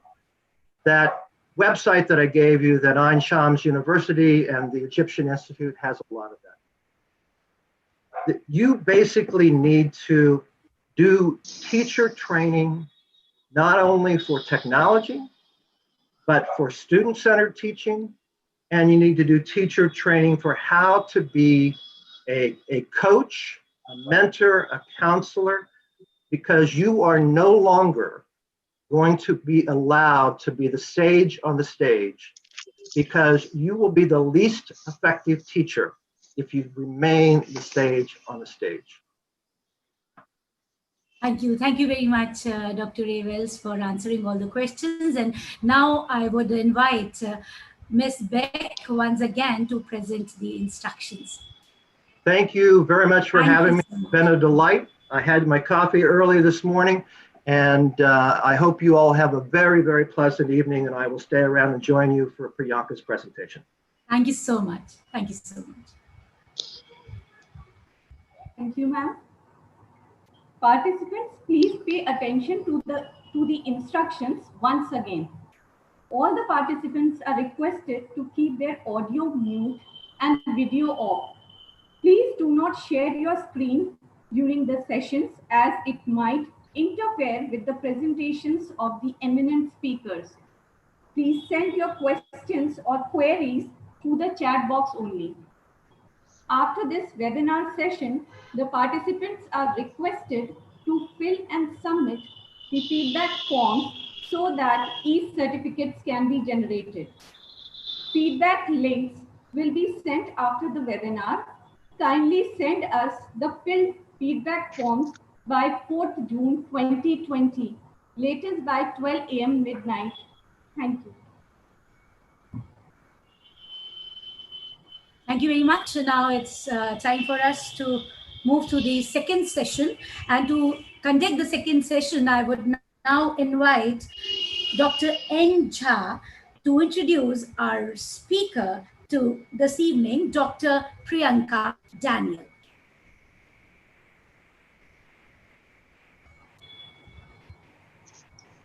It is indeed a privilege and an honor for me to introduce to you our next speaker, Dr. Priyanka Daniel.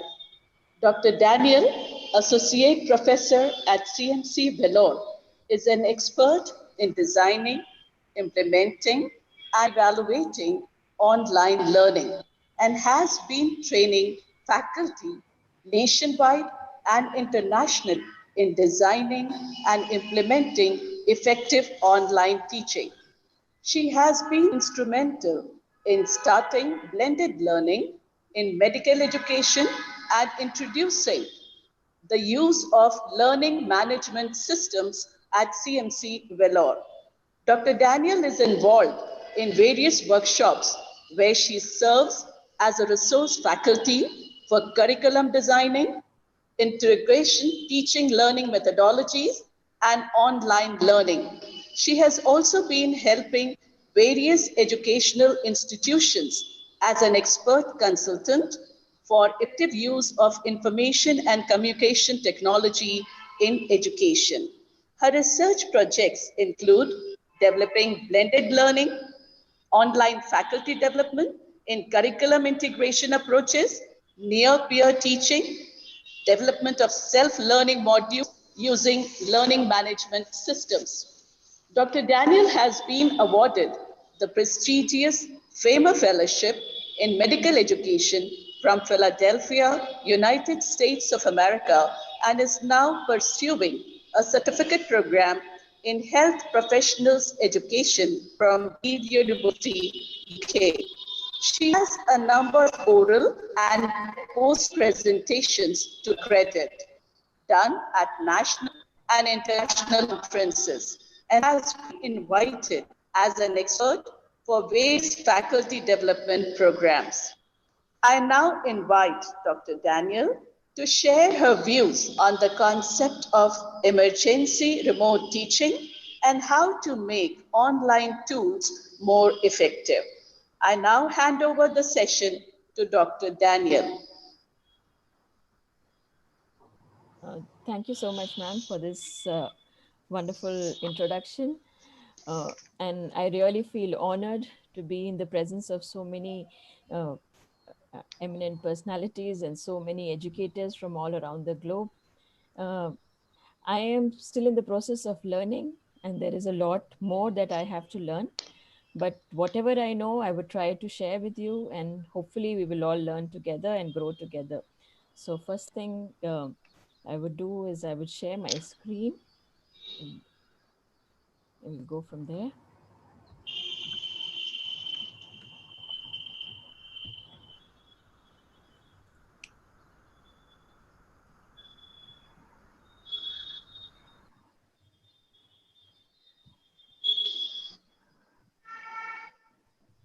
Okay. So I have been invited to talk about emergency remote teaching and making tools of online learning more effective. I believe making tools of online learning more effective would be by learning more about the practical aspects of these digital tools. And I'm sure we are all aware of this term by now. We have heard about this quite a bit now. What is emergency remote learning? But we'll dwell a little bit more on that. But mostly, I would like to take you through the practical aspects of using these digital tools. So the objectives of my session are that I hope by the end of this session, my participants would be able to understand that there is a role of technology in education, and that there will be a developing of awareness about effective online tools for quality teaching, and also understanding of the need for educators to sharpen their digital skills to stay relevant in this era. Uh, yeah, before we go into the presentation as such, this is one small exercise for all of us. So if we have our laptops or our phones where we can type in the address bar in the Internet Explorer or the Google Chrome address bar, if you can type that top link which is given, that is foldev.com/PriyankaDani077. If you can do that.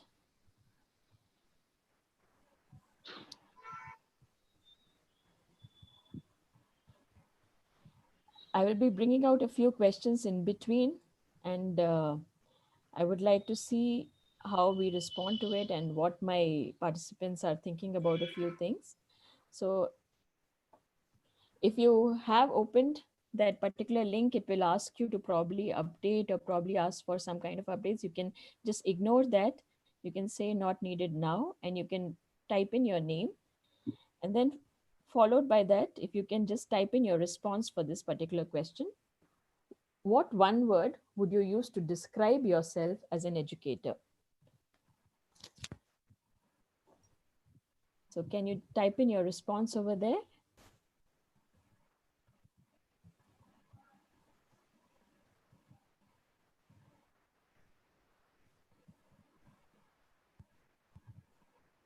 Are you able to access?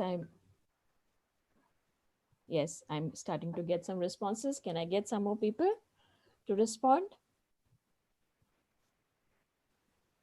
If you can just type that link in your address bar and then respond to this question. Please do not close the window because some more questions will be coming up.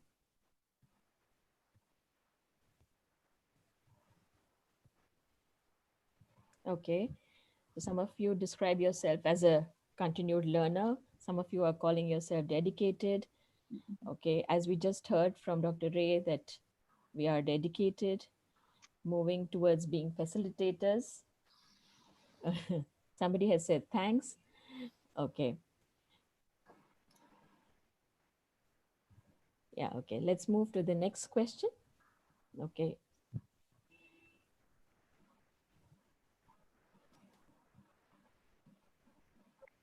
I don't know what these lines are doing here. I haven't done anything over there. But yeah, you can continue responding and let's see what we get out of this. So have you been actively involved in online learning since the COVID-19 lockdown? You can share your responses and we are getting the responses on screen now. So we can say about, say 90 to 92% of our audience has been involved in online teaching. About 10% of our people are yet to get involved in the online learning. Okay, just one more question for you. Okay, can you give one word to describe online learning? Any one word that comes to your mind at this particular moment? How do you describe online learning? It's new. Yes, it's new for most of us. It's new. It's digitalization of learning. Engaging. Yeah. Okay. Active, innovative. Okay. Challenging. Okay. So, okay. So we have a lot of things coming up over here on the screen, and I hope that all of you can see what's happening. So what have I done just now? What have I done? I have actually tried and taken this session to a slightly different level. I have tried and interacted with you. So I would like you to keep this in the background of your in your thoughts as I proceed towards this talk, that there are ways in which we can innovate, as you have been saying, and there are ways in which we can engage. Okay. Yeah. So as we already talked about this, along came COVID, and COVID has changed a lot of things for a lot of us. But the urgent need has been to shift all learning to online platforms in so many countries all over the world. And there is no possible prediction of when the world can go back to its pre-COVID pandemic state. And all educators are expected to move forwards in disseminating education to students in the best possible way that they can. So what is emergency remote learning? It's also called emergency remote teaching by some. So this is basically the response that we had to this particular emergency situation. Educators all around the globe responded remarkably to the situation and moved their teaching online as much as possible. This was the emergency response to this kind of situation, and this term is a relatively newer term in the learning community, and it's being used to describe what we have done in these last few months. What is our challenge now? So last, I think about 2 to 3 months, we have gone online completely. And what challenge lies ahead? We have talked about this earlier as well. The challenge now is to move towards a more sustainable, more permanent way of creating learning environments and to provide a wholesome classroom experience in the digital world. It's 19 hours. Okay, I don't know what that 19 hours meant. That's not me. So, as I said, the challenge is to create a more sustainable and more permanent way of creating learning environments, and not just as Dr. Ray spoke about having the approach of the sage on the stage, but to have a wholesome classroom experience in the digital world. What is the way ahead? As Ma'am Bajpai already said, we cannot go back to the traditional way. We don't know when we can go back to that. And we certainly cannot remain in this permanent online mode. So what we can think forwards towards is more of a blended learning curriculum. So what is blended learning? Some of us know what is blended learning, but I would just like to reinforce what this term means. For some of us, this term might be new. Blended learning is basically a thoughtful integration of classroom face-to-face learning experiences with online learning experiences. So I would like to stress on the word thoughtful integration. Okay, it is a thoughtful integration of face-to-face learning experiences with online learning experiences. It is not a system where we provide online content and we call back the students and we teach the same thing back to them in the face-to-face experience. Okay, so combining these two modes of teaching in a thoughtful way is called blended learning. So what is the structure of a blended curriculum? Usually a blended curriculum can run in two physical places. One can be at home, which is the online component, and one at our schools and universities where the students meet us as the face-to-face component. So there are two components to a blended curriculum. Yeah, this is just basically to tell us what each of these terms mean. What we are used to is traditional teaching and probably a web facilitated mode of teaching. What does that mean?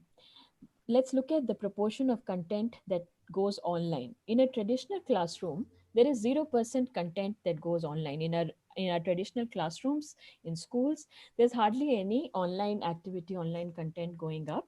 And all the content is delivered in written and oral formats. Web facilitated is somewhat what we were doing.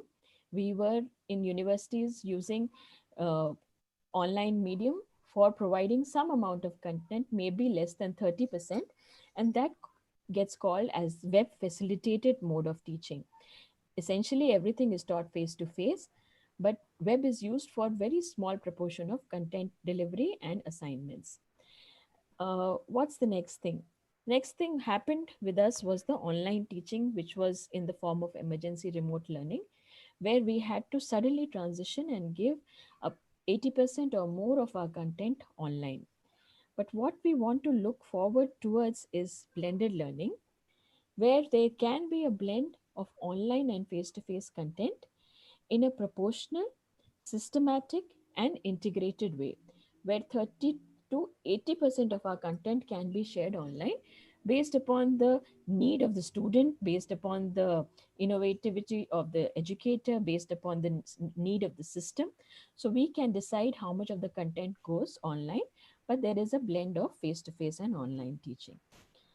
Okay, so yeah, this is just re-emphasizing that we were in the traditional era where there was classroom learning.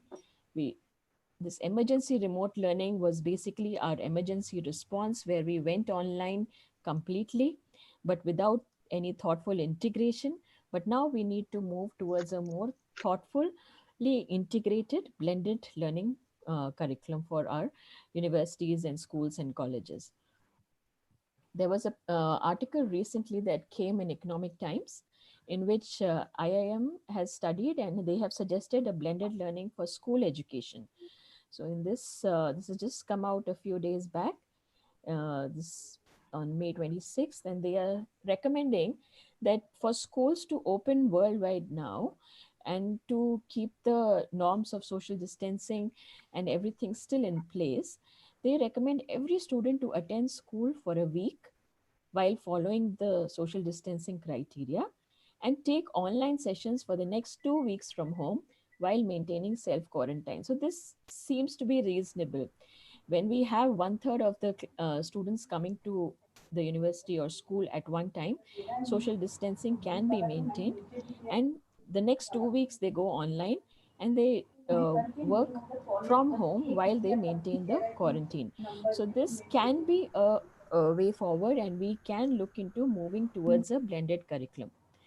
Okay, so moving towards what are the modes of online learning, these terms we just heard about in the previous presentation: asynchronous and synchronous. Yeah. Can I request the participants to mute your mic if your mics are unmuted, please? Okay, so we just heard about these terms synchronous and asynchronous. So what do they mean? What these are basically different modes of online learning. Online learning can be synchronous, can be asynchronous. Synchronous is when learning occurs in real time, when all participants interact at the same time, even on the online medium. And asynchronous learning is mostly self-paced. It allows students to engage without depending upon each other. So, two types of learning. Just now, Dr. Ray talked about how FEMA has planned to go asynchronous, and they are providing all their content to the students and giving them the opportunity to engage themselves without depending upon peer interactions. Okay, so ideally, can be a balance between synchronous and asynchronous learning. So, how do we structure our online content and our online learning? What we have been doing till now is we just saw that uh, professors have gone online on Zoom, and we're sharing the same content on a 50-60 minute lecture, which we used to do in the classroom. But when we want to structure online learning effectively, it needs to have three essential components. The three essential components of any kind of learning, actually not just online learning, are having clear set of objectives laid down for the students, which are shared with them prior to the delivery of the content. Secondly will be the actual teaching learning activity that we plan and design and implement. And finally, we have to loop this up completely by providing assessments, which have to be tied in together between all these things. So there are three components that comprise the entire learning process, not just the teaching learning activity, because we were all very much aware of the teaching learning activity where we have tried and taken lectures on Zoom, but the entire experience should have a mix of objectives, teaching learning activity, followed by an assessment. So let's just look at these three components one by one. How do we do this? What are objectives? What are objectives are basically guidelines for students, which can be laid down so that they know what they are going to look towards their content. Okay. Can you hear me clearly? Yes, very loud and clear. Please okay. proceed, Okay. Dr. Daniel. Yeah, Yes. thank you. So objectives is basically a set of guidelines that we give out to our students before we move towards giving them the content. Because if we do not give them a direction to what they are going to learn, they really don't know what's going to come up, and that might not provide a complete learning experience for them. So we in the corporate world, they say objectives to remember to keep them smart. That's an acronym to remember it. So what is SMART? SMART is the acronym for keeping our objectives specific. Specific meaning uh, any objective that we choose for a student has to be tailor made for that particular student. It has to be precise, it has to be short. It cannot be that I would want my students to learn the entire anatomy of probably the abdomen within that particular session. That's too vast. So I would like to narrow it down. I would like to say I would like my students to learn the anatomy of liver and list the few important 10 important features of that. So that makes it specific for the learner, where the learner knows what he is expected to do. Second thing is when it needs to be measurable. The learner needs to be able to know how he is going to get measured on that particular objective. If I say I'm my objective says that learn the entire anatomy of abdomen, that's what I just said, that is very vague, and the student doesn't know what he will be asked in a question as a question later on. Whereas if I'm telling my student list 10 important features of liver, he is able to tell that he will be asked probably the 10 important or 5 important features of liver in his exam. So it has to be measurable for your learner to be on board for the teaching experience. Thirdly, it has to be achievable. It has to be something that your particular learner, your student can do. You cannot ask a 7th standard student to learn something which you are going to give in 12th grade. You have to give him something which is relevant for him, which is achievable for him, which he thinks he can achieve. Next would be relevant. I already talked a bit about relevant. Relevant has to be tailored to each learner, each student. One student cannot, that's as I said, a 7th grade student cannot be asked to read books which are for the 12th grade students. And it has to be time bound. So our time bound means we should be able to tell the learner how long do they have to learn those particular objectives of that particular course. So just uh, keeping this acronym in mind, keeping the SMART objectives in mind, we can design objectives for our courses. Dr. Daniel, I would just like to interrupt. Can you Yes, ma'am. please increase your volume a little? Increase your volume. One second, please. Yes. Just come closer to the mouthpiece. I think that would help. Yes. Speakers.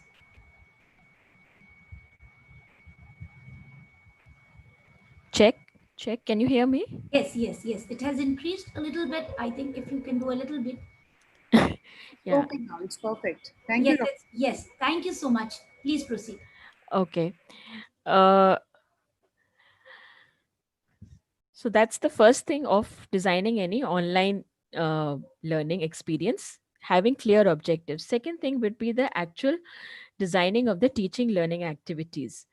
So before we go into designing the teaching learning activity, first step for that would be to decide upon the delivery platform, or probably a combination of available platforms. So we have been talking a lot about Zoom. We have talked a bit about Moodle.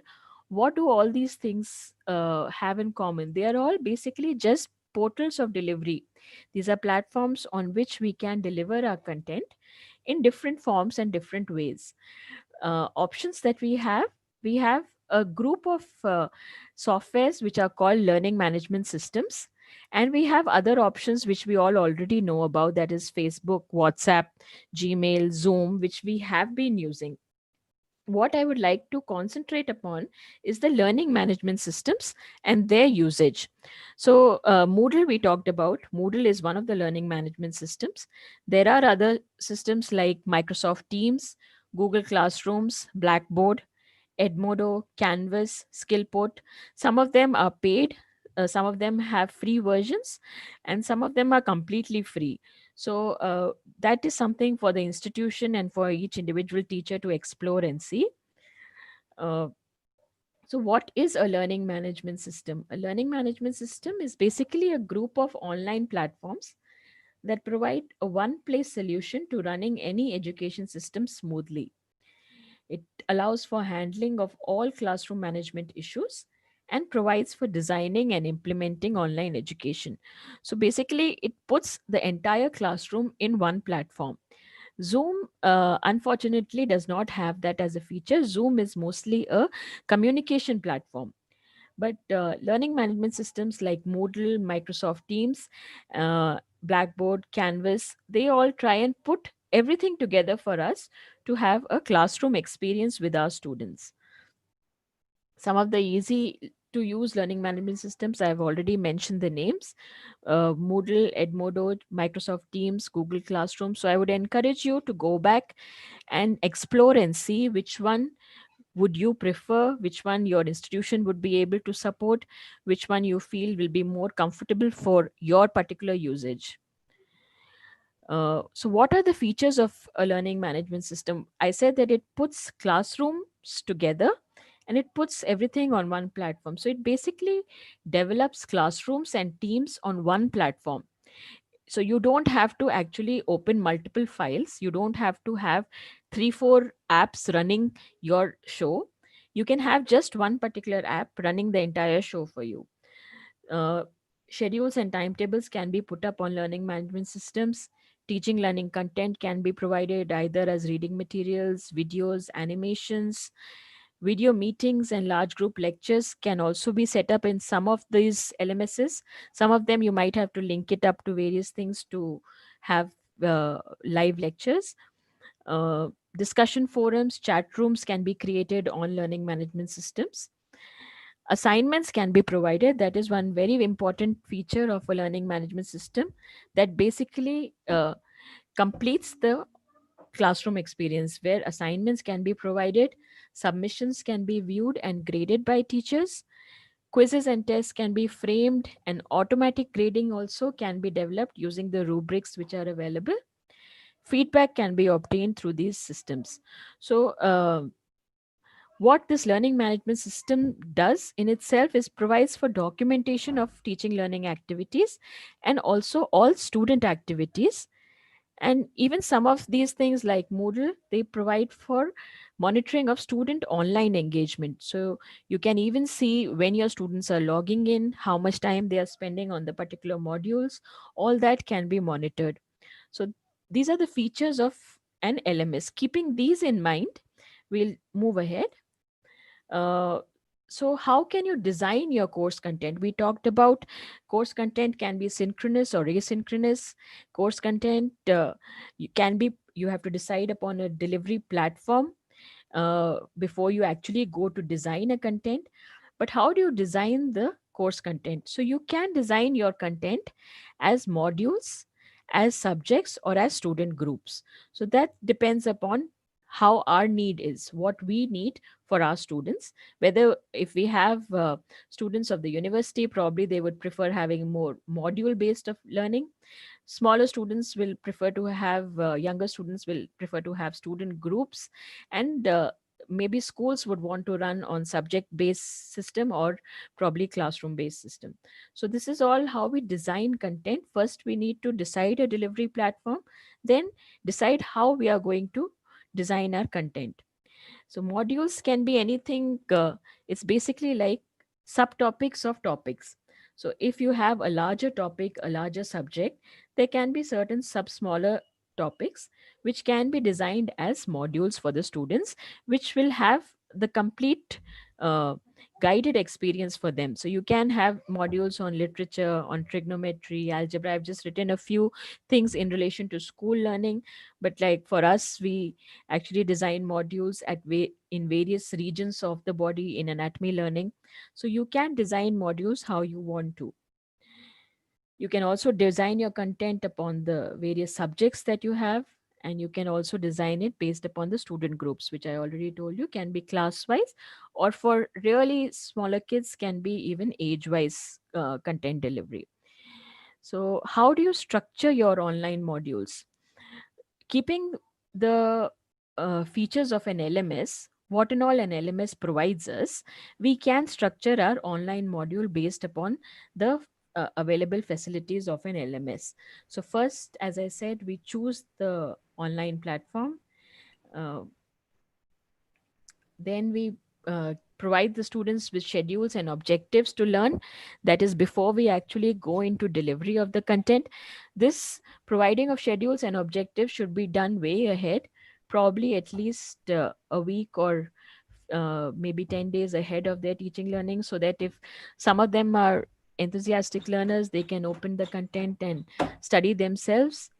And providing of the teaching learning content itself is a large chunk of the work that goes in which there is designing of the content and framing the content and actually putting it out there, where we will need a lot of technical help if we are not that tech savvy. But this also can be done by us. It's not so difficult. We can take baby steps and we can move forwards by learning ourselves. Other thing I would like to encourage is that as we know, students nowadays have so many resources to look at. So it'll be good if their teachers provide them some reliable references and readings and give them a space to clarify their doubts in the module. So discussion forums, chat rooms provide for a good space for students to put in their doubts and clarifications whenever they have anything, and the teachers can respond as and when they feel it's fit. Lastly, after providing for all these spaces within a module, there has to be designing of the assessments. Assessments are basically of two types. There are formative assessments and summative assessments. Formative assessments are assessments that we do along the way, where we do assessments so that the learner learns, and not just to mark the student, but to help the student learn better, and then go on towards our final summative assessments, and also remember to take a feedback of the entire learning process. So this is basically something which we have been following, which we have been doing, and we have kept this stepwise approach for creating modules, and we can remember to keep these points in mind and pick and choose things which we think are important for that particular topic that we are dealing with. So if we are not able to use an LMS, so that's again one situation. If we cannot use an LMS, what can we do? We can use any digital platform that we have been doing till now, but with adequate documentation. So if we are providing content, we can use emails, WhatsApp, Google Drive to conduct lectures.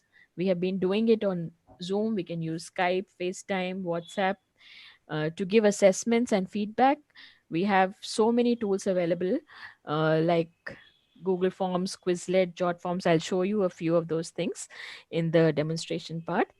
And then finally, I would like to say, but there is a disadvantage to this, is that we cannot monitor the engagement of our students and their activity if we are just providing them content and providing them a one-way communication where only the teacher provides things and doesn't get back anything from them. The third step, so I told you 3 steps in online learning: objectives, designing of the teaching learning activity and actually implementing it by developing either modules or courses or subject wise development, and finally would be to design appropriate assessments. Appropriate assessments, very very important. And as we mentioned earlier, distance learning without assessments does not work. So you cannot rely on the fact that the students have just taken your content which you have provided and learnt out of it, unless you have some kind of assessments for them. And the most important of them, that will be the formative assessments. Formative assessments are the assessments for learning. They are not assessments in which we are grading students in order to give them a rank or a pass mark, but we are basically grading them in order to tell them what their shortcomings are and to enable them to become better learners. So there are various types of formative assessments available.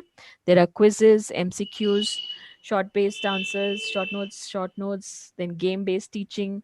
So we can innovate, we can figure out what we want to give the students as assignments and assessments and help them learn through the process. So basically that helps the exchange to become two-way rather than the teacher only providing everything. The students also get the shared responsibility in their learning. Summative assessments are basically assessments of learning. This is something that is out of the arena of this particular talk right now. That's very, very vast in itself, where we actually decide how we are going to rank the students and how we are going to decide whether they pass or fail. So that we won't be talking in detail about. Few common tools for assessments which are available and which we have been using are Google Forms, Microsoft Forms, Quizlet, and Jot Forms, and there are plenty more softwares. It's for us to explore, it's for us to figure out what we want to use for our own teaching. So just reinforcing the three essential steps for online learning: providing students objectives before they start their course, providing them the teaching learning activity in itself, and then relevant assessments to complete the entire circle. So just one more poll for you, for those who are there. If you have your address bar open in your, if you can just, that's the same thing which was there previously, pollev.com/Priyanka Dani 077. If you can type that in your address bar, and you can just send in your responses. So one digital tool that you have been using most to teach your students, somebody said Zoom. Yeah. Okay. Somebody has been using Google Classrooms. Very good. Microsoft Teams. Great. Yeah. So you have Team Link. People have been using Team Link. Yeah. Edmodo. People have been using Edmodo as well. Okay. So my job here is done, I feel. I think all of you know most of it. Yeah. So you have been just sharing PowerPoints, I believe. That's what PPT means. Okay. And maybe some more responses if I can see. Yeah, there are quite a few people, I think, who have been using Team Link and Zoom and Edmodo. As their sizes are increasing, I can see that Teams is being used a lot. Zoom is being used a lot. Okay. Yeah, thank you. So I'll just go into a few digital tools which I have found useful. And I believe you can pick up from this, and I will be providing this as a flyer at the end, what these tools are. Some of you wrote you have been using Edmodo. Some of you said that you've been using Teams and Google Classroom. So what are these? All these together are just LMSs: Edmodo, Microsoft Teams, and Google Classroom. They are learning management systems. So they are basically softwares which are enabling us to provide the entire classroom experience tied up together in one platform, in just one particular application on our laptop and on our phones. So you can I have been using Microsoft Teams, and I know people who have been using Edmodo and who have found that very useful. And I know people who have even been using Google Classrooms and they found that very useful. So again, it's up to us to see which one suits us. One thing I am just want to tell that Microsoft Teams, I saw that because of the COVID situation, they are providing 6 months of free subscription to Microsoft Teams for the full version, not the free version. So if anybody wants to explore, they can explore Microsoft Teams right now because it's freely available for the next 6 months. Uh, Piktochart is a tool for creating graphics. It's to make any flyers, any presentations. It's a very useful and handy tool. Lots of icons are there. You can arrange them, rearrange. So if you remember, I put a slide of the different components of blended learning. I made that slide using Piktochart. So it's a very easily usable tool, and you can create your own graphics using that. Kahoot, I didn't see anybody mentioning Kahoot in the digital tools. Kahoot is a very, very useful tool to keep our students engaged. It's a game based learning platform. And in higher education, in medical education, we use this a lot. Uh, so in this, basically, we can design quiz-based games for students. And while as you did the polls right now on our screen, similarly, you can also run a Kahoot with the students on your screens. You can put up the Kahoot on the screen and ask them to use their phones to answer, and you will get live responses on the screen. And it's all very colorful and very engaging for the students. Poll Everywhere is the software that I used just now to create the polls that we have been doing. That's the poll EV, polleverywhere.com. Adobe Spark is a web and mobile based tool that allows us to again design visual content in forms of posts, videos, and web pages. Quizlet is for developing quizzes, as the name suggests. Uh, SurveyMonkey is again, one very, very useful tool for collecting feedbacks, jot forms also for polls and feedbacks. To create animations, yeah, these two things are freely available. And I would suggest if you can have a look at renderforest.com and Byteable. I have used Byteable also, I've used renderforest also, and both provide lot of various scenes, lot of various animations which we can use, and we can create simple animations for our students to give it out to them. Microsoft Whiteboard, there are multiple whiteboards actually, not just Microsoft Whiteboard. Whiteboards basically help us to provide a Blackboard experience to the students. So we can just share our screen, open up the whiteboard, and just draw and use it like a normal Blackboard, how we would use in a class.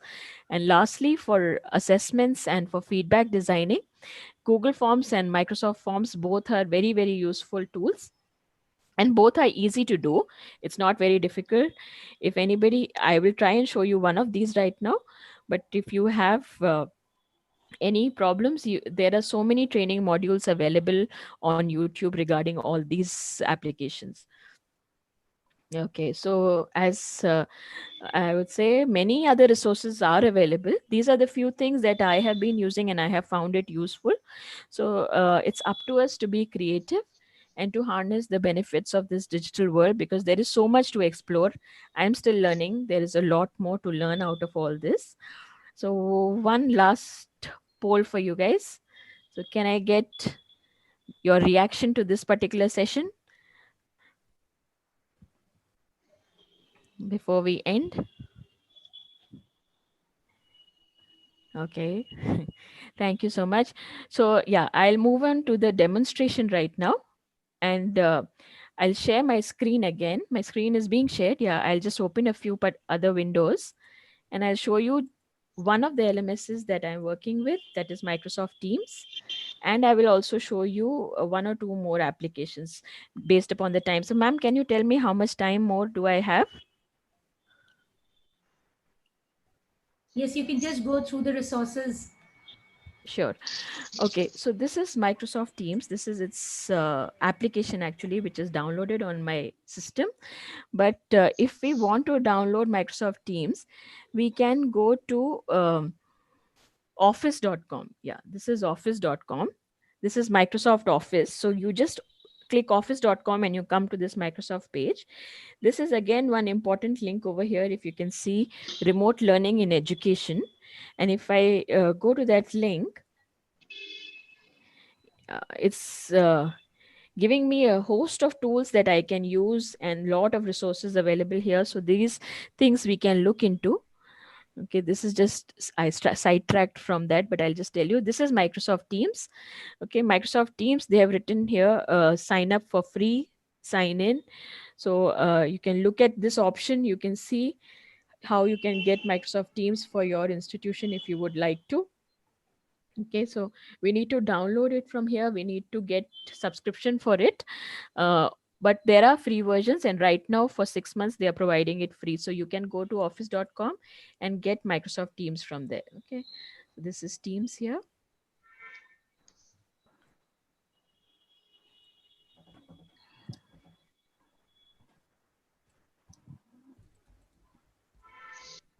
Okay, anyway, so I'll just show you how Teams looks like.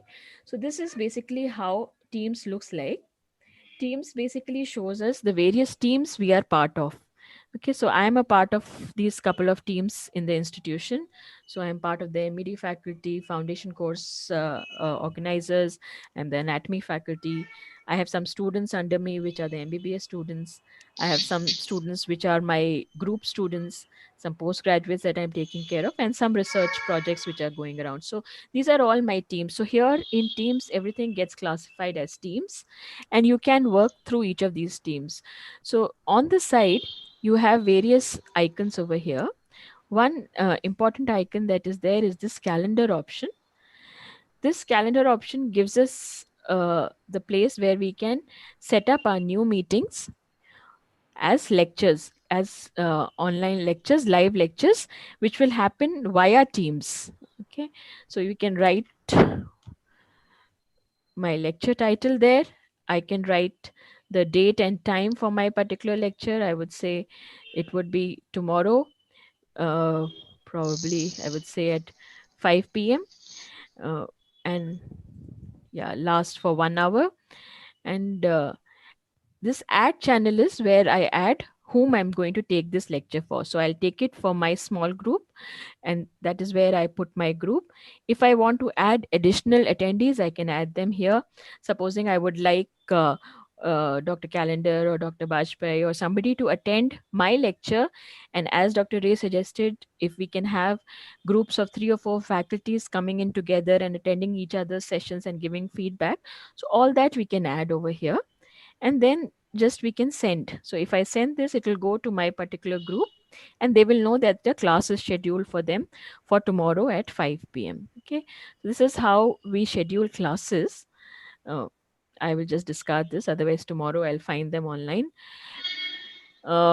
Next thing that we do with them is, apart from having lectures and small group discussions, we have assignments for them. This assignment section, I'll just show you this section. Yeah. So if I can see the assignment section, this is basically putting all my classroom work at one place. Okay. So I have given my students, my table students, these particular assignments. Okay. I can see 9 of the 10 students have turned in their assignments. I have reviewed 7 of them. Okay. This second one, I haven't reviewed anything, but 8 of them have turned in. And this one, 9 of them have turned in, and I have reviewed 3 of them. So my work is pending. Their work is done mostly. And I can see if I click on any one of them, I would be able to see my various students in my group. I can see the students in my group. I can see their grades over here. And I can even export this to Excel and have it as an Excel sheet for me. So this makes my work much simpler. Okay. I'll show you how I can create an assignment. If I go to this option of creating, I can create either an assignment or a quiz. What's the difference between these two? It again depends upon each platform that we are using. In Teams, an assignment is something where we have developed either a PowerPoint or a PDF, which we would like to give to the students. And we can add that as a resource over here. Okay, I can add a resource which will come from my browser. I can upload from my device. I can say probably I'll want my students to look at some paper. I'll upload that for them. Okay. Yeah. And I will ask them to I'll give them the instructions here. Probably I'll tell them to read up and submit their reflections, okay, about the particular paper that I'm sending them. So I can choose to give them points on this. I can choose them not to give any marks on this. That's up to me. So this is how I can assign assignments to students. Again, I'm discarding this one. Other thing I can do is create a quiz. Okay, I can create a quiz, which, because this is a Microsoft tool, Microsoft Teams, it takes me to Microsoft Forms. Okay, I can have created forms which I can choose, or I can create a new form. So I'll just show you how a new form looks like. And the same thing goes in for Google Forms as well.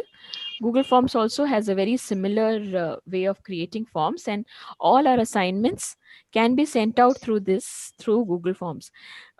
One thing is there which I saw, which is different between Google Forms and Microsoft Forms and creating assignments through Edmodo, is that these higher things like Google and Microsoft Forms, these are mainly tailored for higher education, where you have more of MCQs and short answers and long answers, things like that. But Edmodo gives the thing of giving in fill in the blanks, match the following. So you can look into Edmodo and see whether that works for your age group of children that you're working with. So here I can create a new form or a new quiz. Form is basically when I'm trying to create a feedback form, and quiz is when I'm trying to create a quiz. So if this is my new quiz, I would like to say that this quiz is on emergency remote learning. Okay, I can add descriptions saying only one answer allowed. Okay, and I can add my questions. So I can decide whether I want an MCQ based question, or I want a text based question, or I want a rating question. So I'll say a rating. So how did you find the presentation? Okay, and I can decide to give it 5 levels. Symbol, I can use anything. Probably I would say a star. Okay, and no points for this one because this is just a question, a feedback question. But if I want to uh, probably have an MCQ based thing, I would say that I can change this one. I can add a MCQ here. This is how I create MCQs. I can write probably I would say liver is present in which part of the body. Okay, and I write options, maybe head, okay, neck, add option here, let's say abdomen, and I would write thorax. Okay, so I'm not sure if you're you know this terminology, but that's the terminology that I am well aware of. Okay, so I can mark which is the correct answer here. Yeah, please don't mark the answer for me. I'm just telling you, I'm just demonstrating this thing. There's no correct or wrong answer here. So you can mark the correct answer so that the system knows which is the correct answer to grade the students. And you can give it points. You can say it's for 1 mark, and the students are required to mark this one. So this you can explore. I won't go further in this. I will show you my home page. Yeah, I'll show you one of the quizzes which is done already. So how does it appear once it is done and the students have taken the quiz? I can see there's a section called responses over here, and I can see what the responses have been for each question and for each student. So each question I can see 9 out of my 12 students have answered it correctly. Here, say 7 of them have answered it correctly. Here, 12, all of them have answered correctly. So you can get feedback, and you can get your analysis of your answers based upon each answer, or even based upon each individual student who has attempted your paper. Okay, so and again all these things are you can transport to various Excel sheets. Okay, you can open it in Excel and transport on Excel. I'm going a little fast because of short of time, but I would suggest that you explore these options of assessments and assignments, and make it easier for yourself. If you have created a form, it is there with you forever. You can alter and modify, uh, but you can use it time and again in different formats. There are ways in which we can shuffle questions, there are ways in which we can shuffle the options, and based on that the students can answer approximately without any kind of cheating or any kind of malpractice. But again, that's because they are at the distance, so we have to keep that in mind, that there can be some amount of malpractice, some amount of cheating that might happen. So uh, these things can be used mostly as formative assessments, not as summative assessments. Okay, uh, so that's about teams. There are a lot more features of teams. Okay, this is how my team page looks like. I have a post page where I can shout out and I can give out assignments, announcements to the students, anything I'm putting up for them. There's a file section where I can send in recorded lectures, recorded videos. I can send them reading materials, schedules. All that can be uploaded in the file section. There's a notebook section where the students can do their homework. They can put it up there, assignments and grades, and then whatever we want we can add here. There's an option of adding lots of applications to your particular team. Okay, so that's how it works. And how you create a team is basically your IT team will have to do it for you, or some people within the institution will have a right to either form a team, or you might be given codes to join various teams. So when you work towards using Microsoft Teams, you will have to see how who you are going to give the control to be able to create or join a team. So if I create a team, I have the option of creating the team or joining a team, so I can work back through this. Okay, so this much about Teams I feel is enough. A few more things I'll just share with you. Yeah, so we talked about forms. Yeah, Biteable is this one. This is Biteable is a video or animation developing app. This is one of the videos that I developed. Uh,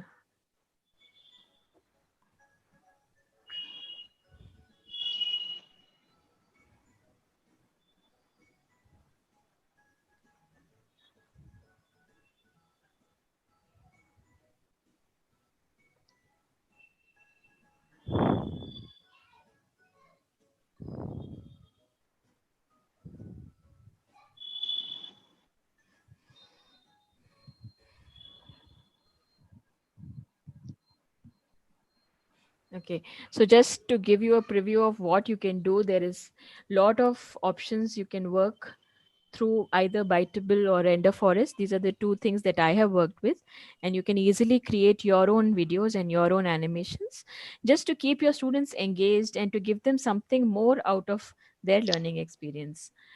Yeah, that was Render Forest and Forms. Yeah, this is Jot Forms, similar to the Microsoft Forms, and this is Poll Everywhere. So this is the polls that we just had. This is Poll Everywhere, in which I created the polls. So yeah, this much. That's my presentation for now. I would just like to um, conclude my presentation by thanking my Lord and Savior Jesus Christ first and foremost for providing me this opportunity and equipping me with the knowledge so that I could share it with you. Dr. Callender and her team for inviting me to address this esteemed audience, and also the IT support team from CMC Vellore, who had helped me to set up this and helped me out with the technical aspect of this presentation. So thank you so much for listening, and I would be open for any questions right now.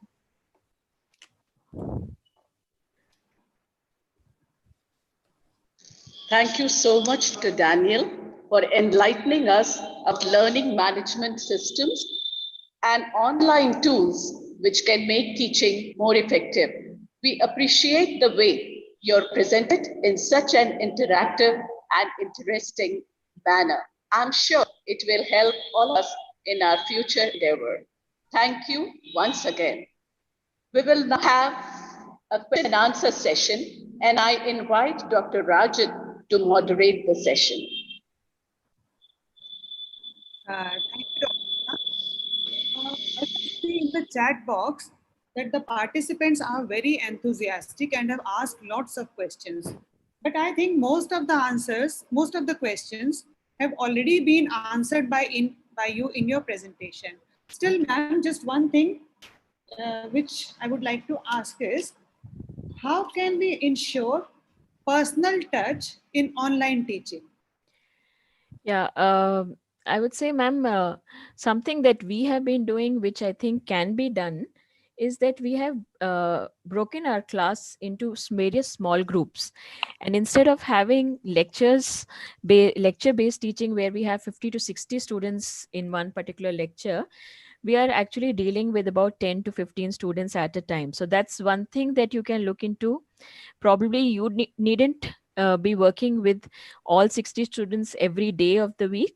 You can split your class into smaller groups and meet them maybe twice a week and give them assignments to complete in the rest of the time. So that is one way in which there can be some amount of personal touch, I believe. Okay, thank you. One more thing, Dr. Daniel. Yes, ma'am. According to you, what is the possible scenario of remote learning after this COVID-19 is over? Will this sustain this remote learning? Ma'am, as I said, and as I also showed what IAM came about and what our other speakers also talked about, that this COVID thing might stay on for some time. We are not sure when we are going to get past this era. So, what we can look forward towards is blended learning. And as IIM has suggested a 3-week rotation mathematical module in which they have said 1 week of online classes with uh, enough social distancing and 2 weeks of assignments from home with the online component. I think that would be the way to go for quite some time now. That's what I believe. But I don't know how long COVID is going to last. Nobody knows. So I believe we can start working towards a blended curriculum in all our education platforms. Thank you. Thank you so much, Dr. Daniel. I'm sure all of us have learned a lot from this session. Now, we have reached the culmination stage of this webinar, and I invite Dr. Callender for concluding remarks and for vote of thanks. Thank you, Dr. Rajan.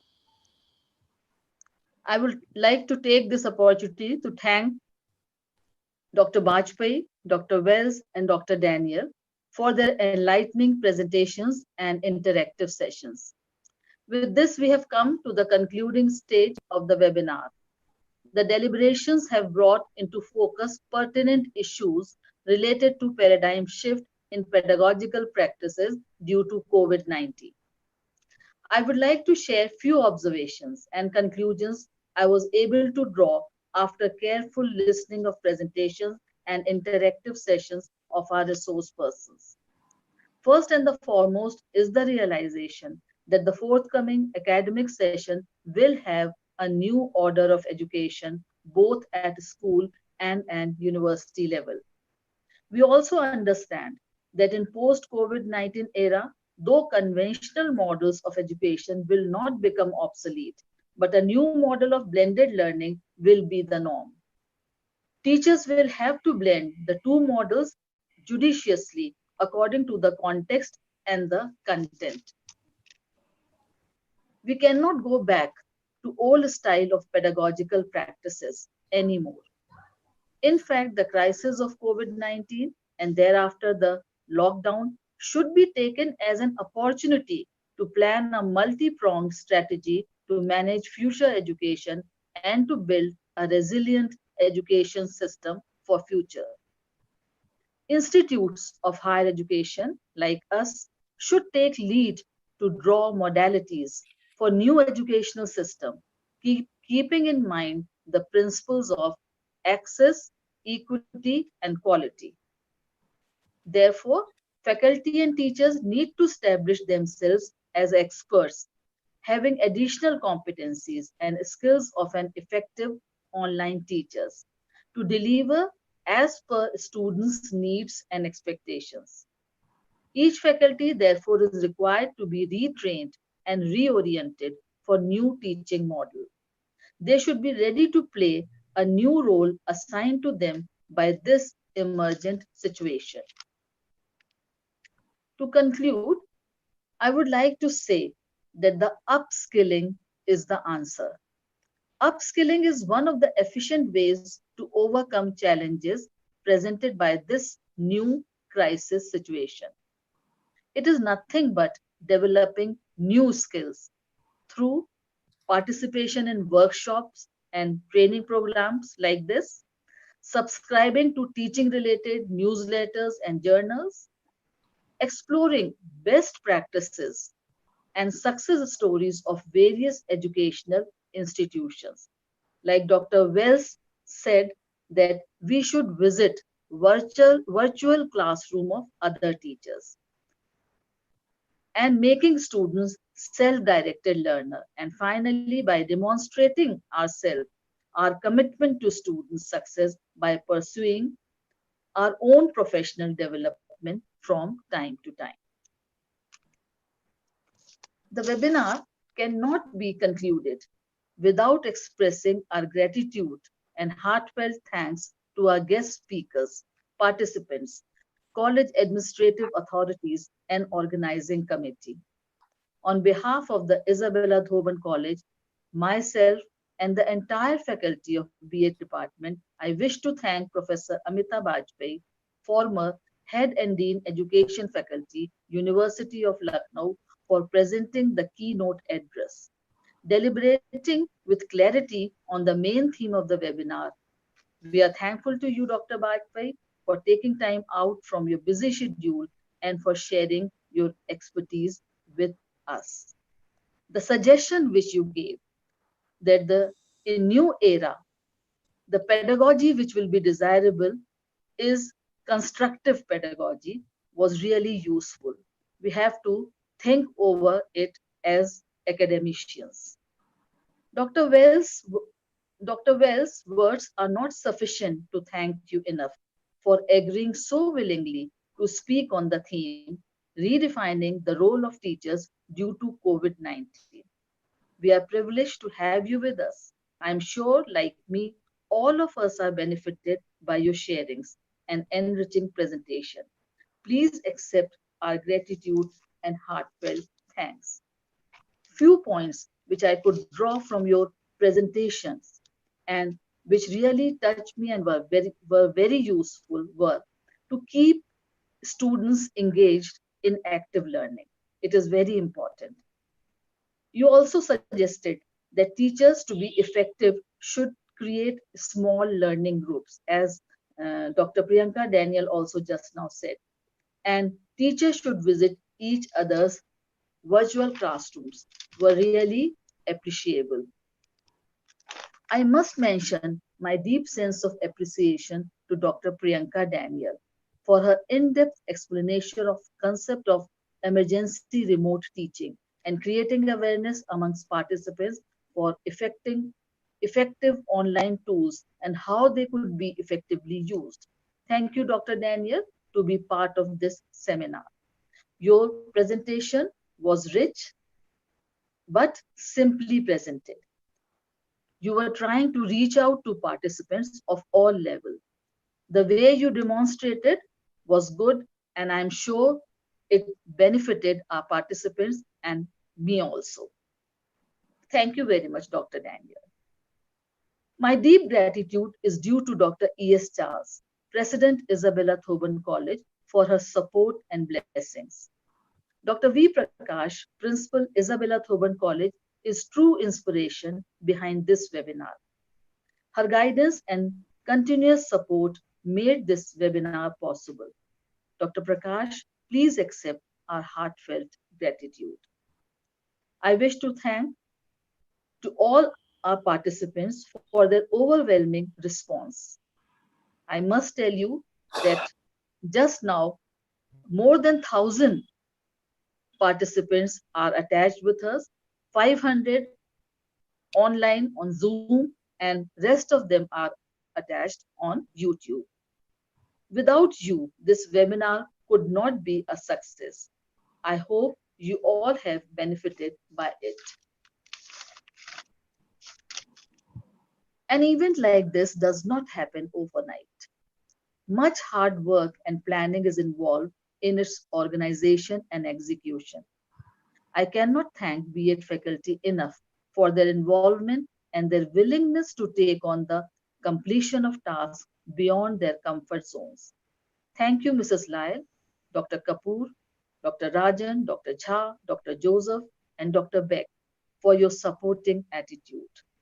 With this, we have come to the end of the webinar with the hope that B.Ed department will get many more such opportunities to contribute to such faculty development programs. Once again, thank you to each one of you. With this, we will take leave with each other. Thank you.